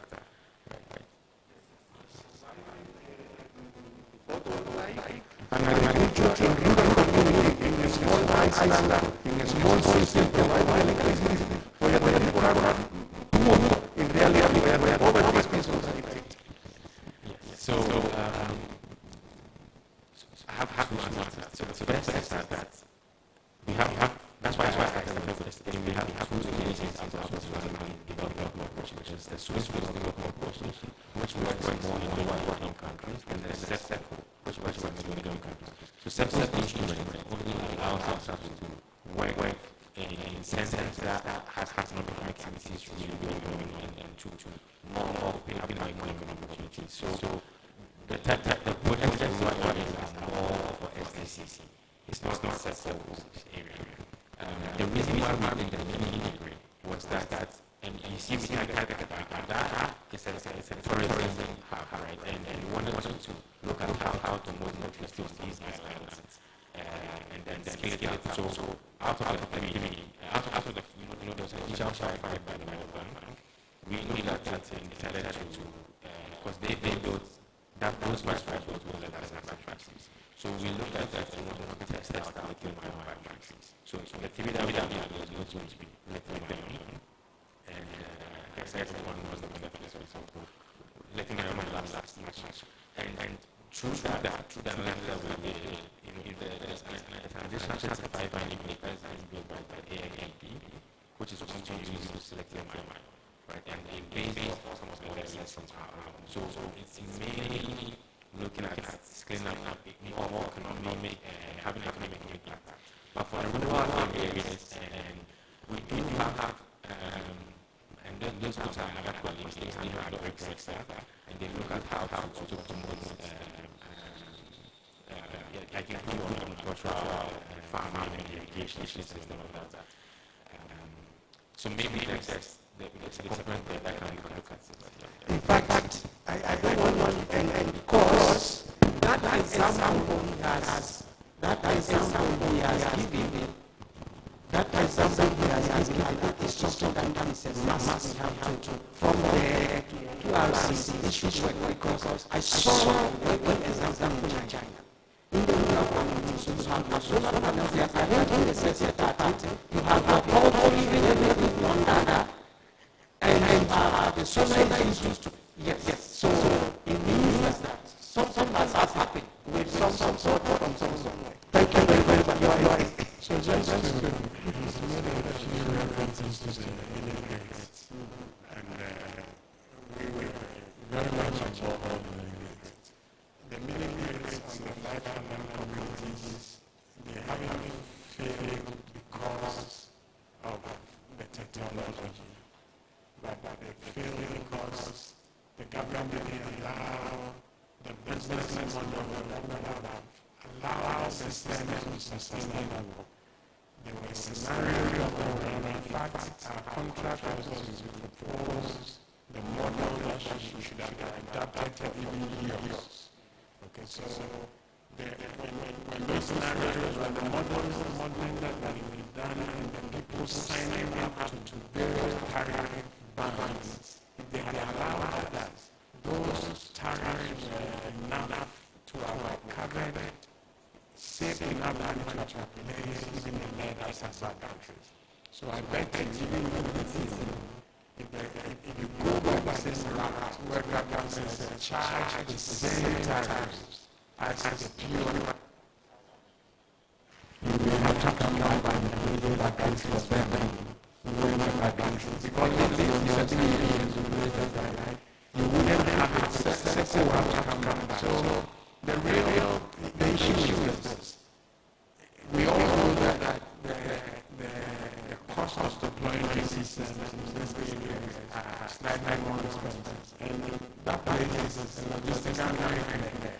Moving back and stuff like that is so difficult. But the people have demonstrated the willingness and ability to pay because they already spend more money than the electricity. So we made a case to government, look, let them pay the money if you want to give the money back to them. Let them pay so that we can prove that these people are willing to pay. This is the moment they did that, we all knew that the project was going to collapse. And no wonder, you don't need anybody to do any price testing. You come to me and tell me all the problems. And the systems are not working because you hand really great people to VRA and then who are struggling to implement their networks, who go on those places to go and maintain those systems. And they also don't have money to do that. Okay, so now the illegal people are coming in and they are doing the same thing on the regular network as in those places. So that's the just I felt that I needed to say that it's because if you have any leverage, let the government understand that they're charging the regular PURC tariff, lifeline tariff, then they need to find money that they will put aside and be able to replace the components when they are due for replacement. So yes, we I think we've been engaged by government and we've actually approved the replacement of the lead-acid batteries for the 5 mini-grid. So SECO is also funding the replacement of those lead-acid, and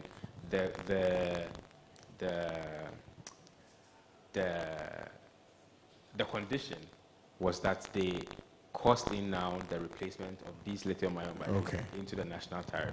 So that will be now borne by almost everyone to replace that, because we don't think that the people on the island can recover the cost alone. Yeah. So I can share all the financial models. Thank you very much. Are there more questions? Yes. We can take two? Okay. Yeah, brilliant discussions, and as you said, Rcees, there are actionable recommendations for Rcees to become the world-class center. That is good. I want you to think about the organizational structure of public universities. I'll give you an example, Ashasi, for example, because it is private. It's been able to do a whole lot of things. Today, you find children of lecturers in public university going to Ashashi. They are rushing to that place because of the freedom to do things. What do you think? How do you solve this problem? We have organization, you've been in the university. If I should ask you to come to Rcees to give some teaching, you know the structure in the university might not permit you to come that easily. So I want us to think about that. It is not that easy just asking Rcees. We first have to look internally, because we have other GTech and all those things they are controlling. You have students, 300 students, you have to teach them, and therefore I need people like this who can concentrate only on this thing and travel to Accra, meet our bilateral donors because they are interested in this research and development cooperation and research cooperation. How do we get these people into a structure which you know we have? How do we get them into the position? Who would like to? Okay. Yes. Please. An attempt. Prof, you recall that during my submission, one of my submissions, I said, what pertains in the NGO setup is different from the university. I was fully mindful of the structures in the university. But the trick, the way I see it, is for a center like RC, the trick is for whoever is helping set that up to introduce some caveats, some small clauses that will give them some level of autonomy in some of the things they do. So in the background, as you talk to them, if there's knowing your peculiar situation, let them insert a line that we're bringing it here, but we want the director to be there for 5 years, or we want them to be allowed. There was a center that through the USAID we set up at ISE, Resource Center on Energy Economics, early 2000s. The system after 2 years, because the director of the center wouldn't allow even the coordinator to access the funds and all of that. But if the USAID had said that, look, the director of the center should be the sole signatory or he should be the main signatory, and you accept the center with those conditions, then you can't go back on those conditions. So the trick is that public universities will remain public universities. They will be the same abiding, the government wanting to have a hand everywhere to the extent that they want to even control the governing boards. We are aware of that. But if you have specialized centers like Rcees, there can be a very simple line in small print that even the vice chancellor might not see. But the moment they sign, they are tied to that. And that's it. They can come and dangle it in your eyes, but you signed. If you don't do that, they will still try to. And we know the investors, once they know that resources are coming to one particular center, then suddenly everybody's attention is going there. That's the trick. And that's making sure that you smart the system by those fine print, small, it should be it could be even a footnote that nobody reads, but it's in there. And then you've gotten them to accept the center with all the conditionalities, because the financiers are saying that we see that this is the way in which we can make this sustainable. And they will sign up, and they can't touch the the director, or even though they don't like him, but they might not be able to touch him unless they consult with them. Otherwise, they'll pull their funding. That's the only way. I mean, as for our country, Prof, I know. Thank you very much. Is there, yes? Thank you very much. I wanted to know the net metering system. If a smallholder farmer in a community, they are able to get a solar PV, and then they generate more power, and it's offload to the national grid, how would it be compensated for the energy that they have contributed to the national grid? Yes, if the farmer is located in an area where there's the national grid, the net meter that will be installed would basically do this calculation. So as it stands now, it's about, if you export, you get about 40% back. The distribution utility will keep about 60% of it. So as long as the farmer is in a place where there's the national grid. But if it's in a rural area where there's no grid, then they cannot benefit from the net metering. So SECO is only operating in this areas where there's economic activities going on here. For the PRC didn't want the utilities to be cheating the customers. That's how come the PRC has come up with a reckoner. So once you put it in there, even without going to the utility, you know that I exported them.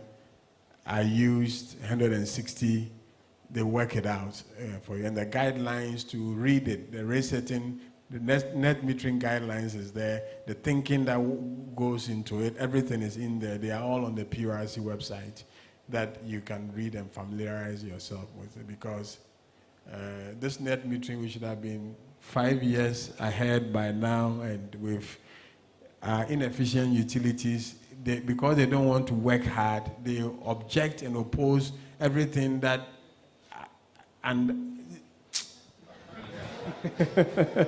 Thank you. Yeah, you wanted to still add something? On I think the Ashesi point, I just wanted to say, it made me think about how also Ashesi has been reaching out to some Swiss universities, and they've already established collaborations with them, and SECO assisted in providing some scholarships through that, yes. So it just occurred to me, yes. Yes, but they are looking at mechatronics and IT stuff, yeah. Thank you for that useful information, and thanks for all the questions. In fact, Prof, your question is a serious thing Rcees must think about. It's a serious one for the sustainability. So really, thank you, panelists, for your time. It's been insightful, and we've gotten a lot of action points to take up. Really, thank you. Thank you, audience, for your patience, and thank you very much.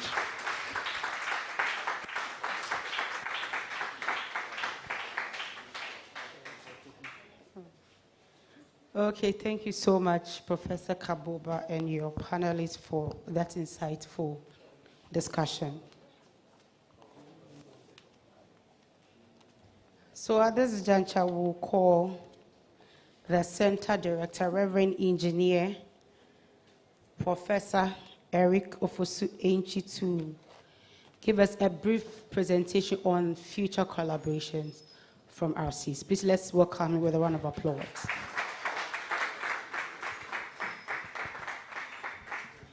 Okay, thank you. I just don't know what to say, but you people were like prophets, eh? Especially this discussion, looking into the challenges of being a center leader and driving such a vision. I'm happy that Prof. Odro is here. He's a council member of the university. And so he is good. It's good. You have to think business-like to be able to really attract. I'm not going to give any presentation. I'm going to wrap up because I think we've spent enough time on the day. There have been a lot of points that have come out of this. And we have some rapporteurs taking notes. We're going to put them together and share with every participant so that the important points that have come out of this, we can all take them along and make sure we benefit out of it. The truth is that I feel the academic environment very well with what we have gone through. And we're going to have a session in May called the Strategic Week of Rcees. This is just a teaser of it. Yesterday, a colleague lecturer was saying, Eric, you didn't give enough time for this industry-academia relationship so that we end with something concrete. These things will be taken up in the strategic week. We need the decision makers here. And we need to finish with some concrete things, knowing where we are going. It's very important for us. And like Prof. Odro said, look, you cannot just be teaching DY, DX and expect these things to flow. It doesn't happen. You need to hit the ground.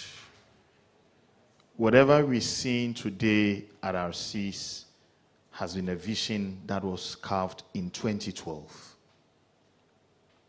When I told myself all the resources are in Accra, and if you are not careful, by the time they finish sharing it, you'll still be here and you'll not hear it. So let our presence be made known in Accra. It's been extremely challenging for me. I'm the only one who knows what it has cost me to do this. And sometimes within this setup, people even begin to come and check your office in the morning to see whether you were around. And if you're not around, they'll report you to authorities that the guy is not here. But you know what? When the Rcees call, we were writing it, it was 4 days to the deadline. And you needed 40 partnerships for you to succeed. If the connections were not existing, there was no way I could get those MOUs in 4 days to win the proposal. This is how the whole thing is. So you need to be conscious of what you are looking for. And at the end of the day, it will pay. And I mean, Kaboba started EURIC. These are the policy decisions of a university that we've got to think through. 2-3 years, the person is off and the vision is off. Is that the way we need to grow? As a center of excellence like WACI, West Africa Center for Crop Improvement, Professor Eric Dankwa, who is taking all the awards in the world now, and now even in the top 100 influential people in Africa. Legon has a system where when you start a center, you grow it, and there's nothing like the change of leadership. And Professor Aite made sure this thing works. And so he has been able to build all the networks in the world. And he set up an endowment fund just for his center for $50 million. And on the day he launched it, he was able to get the Minister of Finance to donate $1 million to the center. The network has been built. So Ishmael, what you're saying is very, very critical for universities.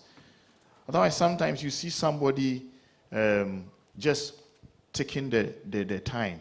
Akwanedini 2 years, he's gotten 2 years, and it's about time. I mean, let me begin to lobby and get the position. And it kills the dreams forever.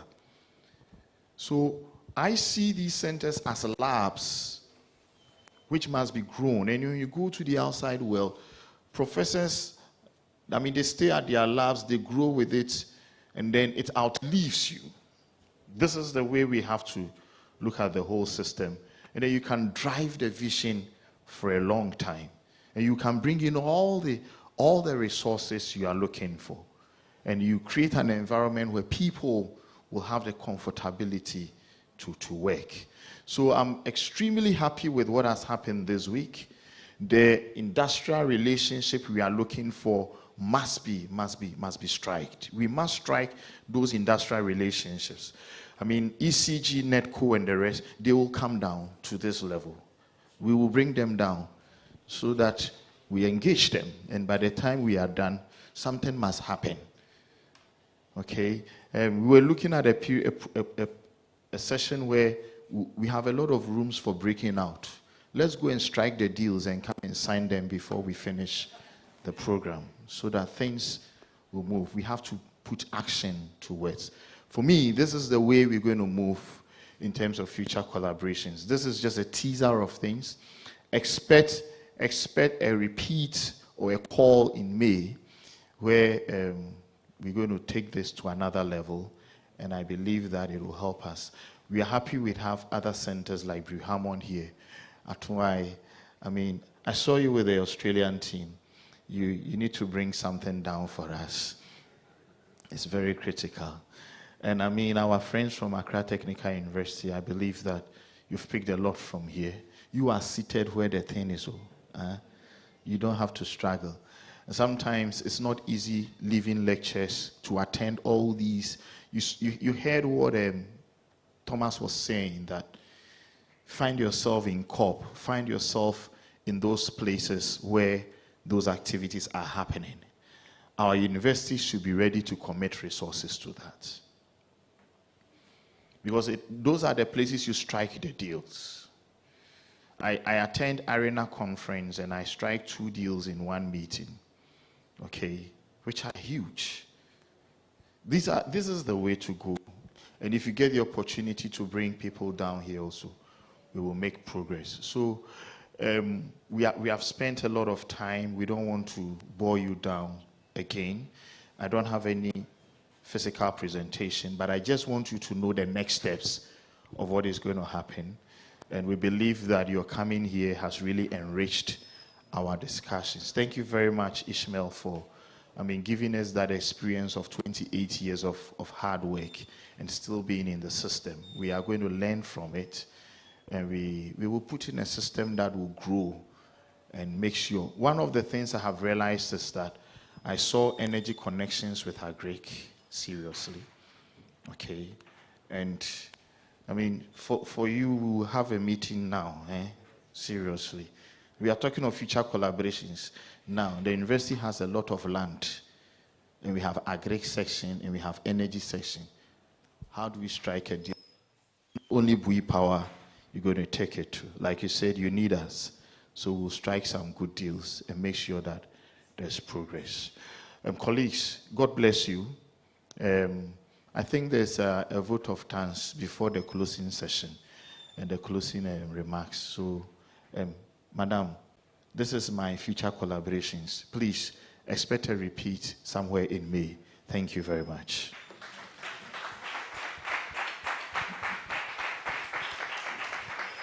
Thank you, Center Director, for putting up this engagement workshop.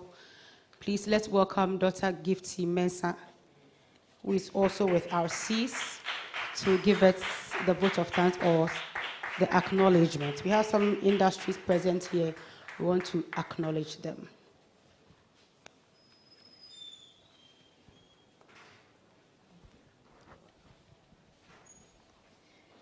Good evening.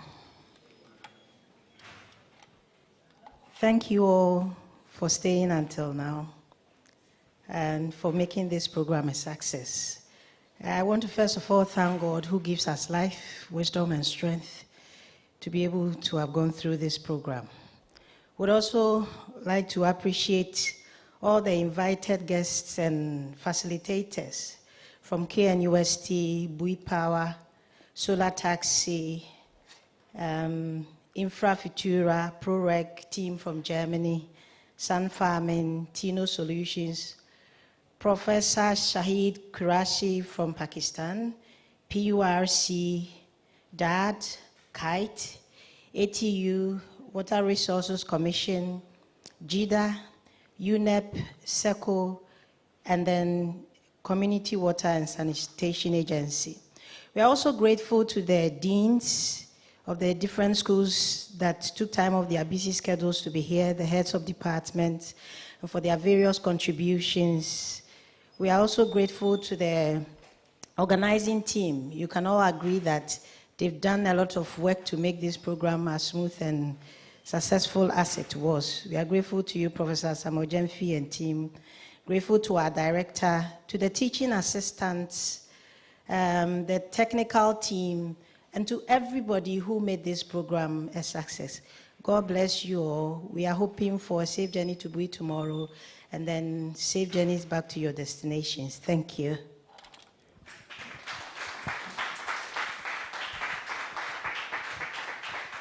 Thank you, Dr. Gifty Mensah, for the acknowledgement.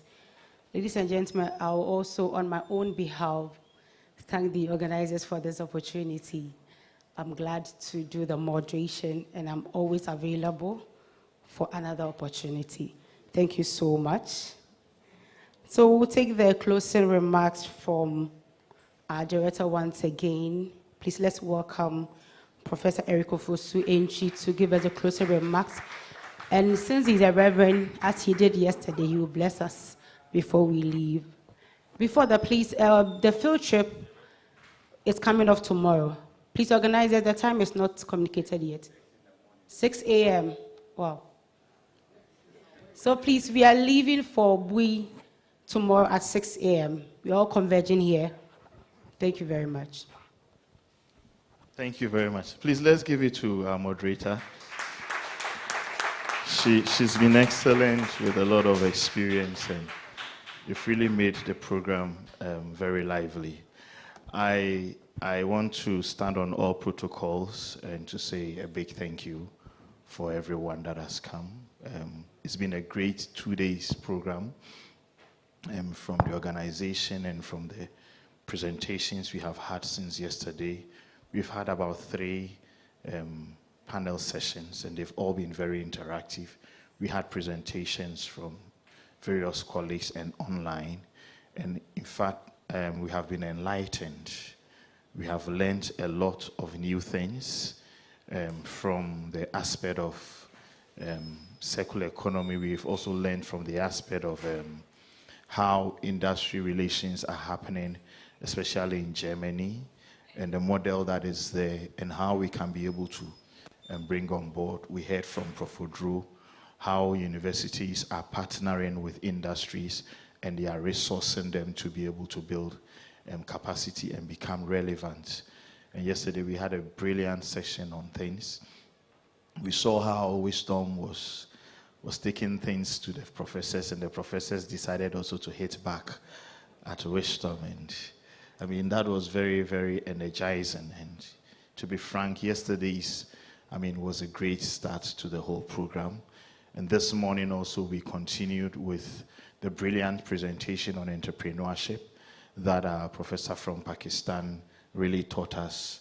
The model of education they are giving in their university, where they try to let people identify their talents, and then we grow them in terms of entrepreneurship. It's amazing. I read about MIT and the things they boast of. And what they count is the amount of monies their alumni make in a year. Okay? And for them, that makes them rule the world. So when you go to such institutions, you come out as an entrepreneur. There are business incubation centers and the rest. And if you have been to MIT or Harvard before, you see that their environment doesn't really look like a university. It looks like a town and a city.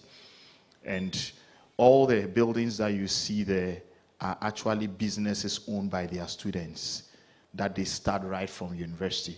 And for them, when you have finished school and you have an idea, they give you 10 years for you to break through. They don't rush you through it, okay? So this concept has been built very well, and they create the environment for such things. And they bring in trillions of dollars. And for them, that is how they are accumulating the influence of their university in the world. The amount of money their students bring in every year, and the number of people their students employ in this world. That's how they measure their impact. So you see, these are things we can learn from the entrepreneurship side. One big challenge is, I looked at the statistics of Ghana. 700,000 people graduate from GHS, yearly. And then out of that, about 400,000 enter the secondary school. And the 400,000 that enter the secondary school, you get about 120,000 entering the universities and the rest. And when they have finished university, out of the 120,000, when they have had national service, only 11 to 12,000 get jobs. You see the serious unemployment happening in this country. So from 700,000, you have 12,000 getting jobs after school. What happens to the rest? And these are the future of Africa. Okay, so please, the statistics are scary. So if we don't look into entrepreneurship to harness talents and let these brains be put to work, we are in trouble. And so I'm happy that we're beginning to focus on how we can really turn around our education system from being chew and poor, for people to really come out with ideas to start something on their own. So it's been great. Our donor partners have shown us the way to get them to bring resources into our universities. And I think that, there are a lot of opportunities and information granted us. And also advising the universities on the models that we need to keep so that donor partners will keep directing their resources to some of these centers that we set up within the university setup. I think this has been a summary of how the event have been, and we are extremely grateful to all of you. Our partners from Germany, ProRec, we are very grateful. Our partners from industry, academia, and research institutions who have spent your time here, please, we are most grateful. If there is anything you think we can discuss to move things forward, please feel free, our doors are open. And just as I said, this is just to give us an idea of how our strategic week should look like, because Rcees is almost 5 years. And after running for 5 years, we must be able to turn things around and hit the future running. God bless you, and thank you very much. Okay. So on this note, I'll say the closing prayer, and then we can call it a day. Can you please be on your feet? Father in heaven, your name be glorified.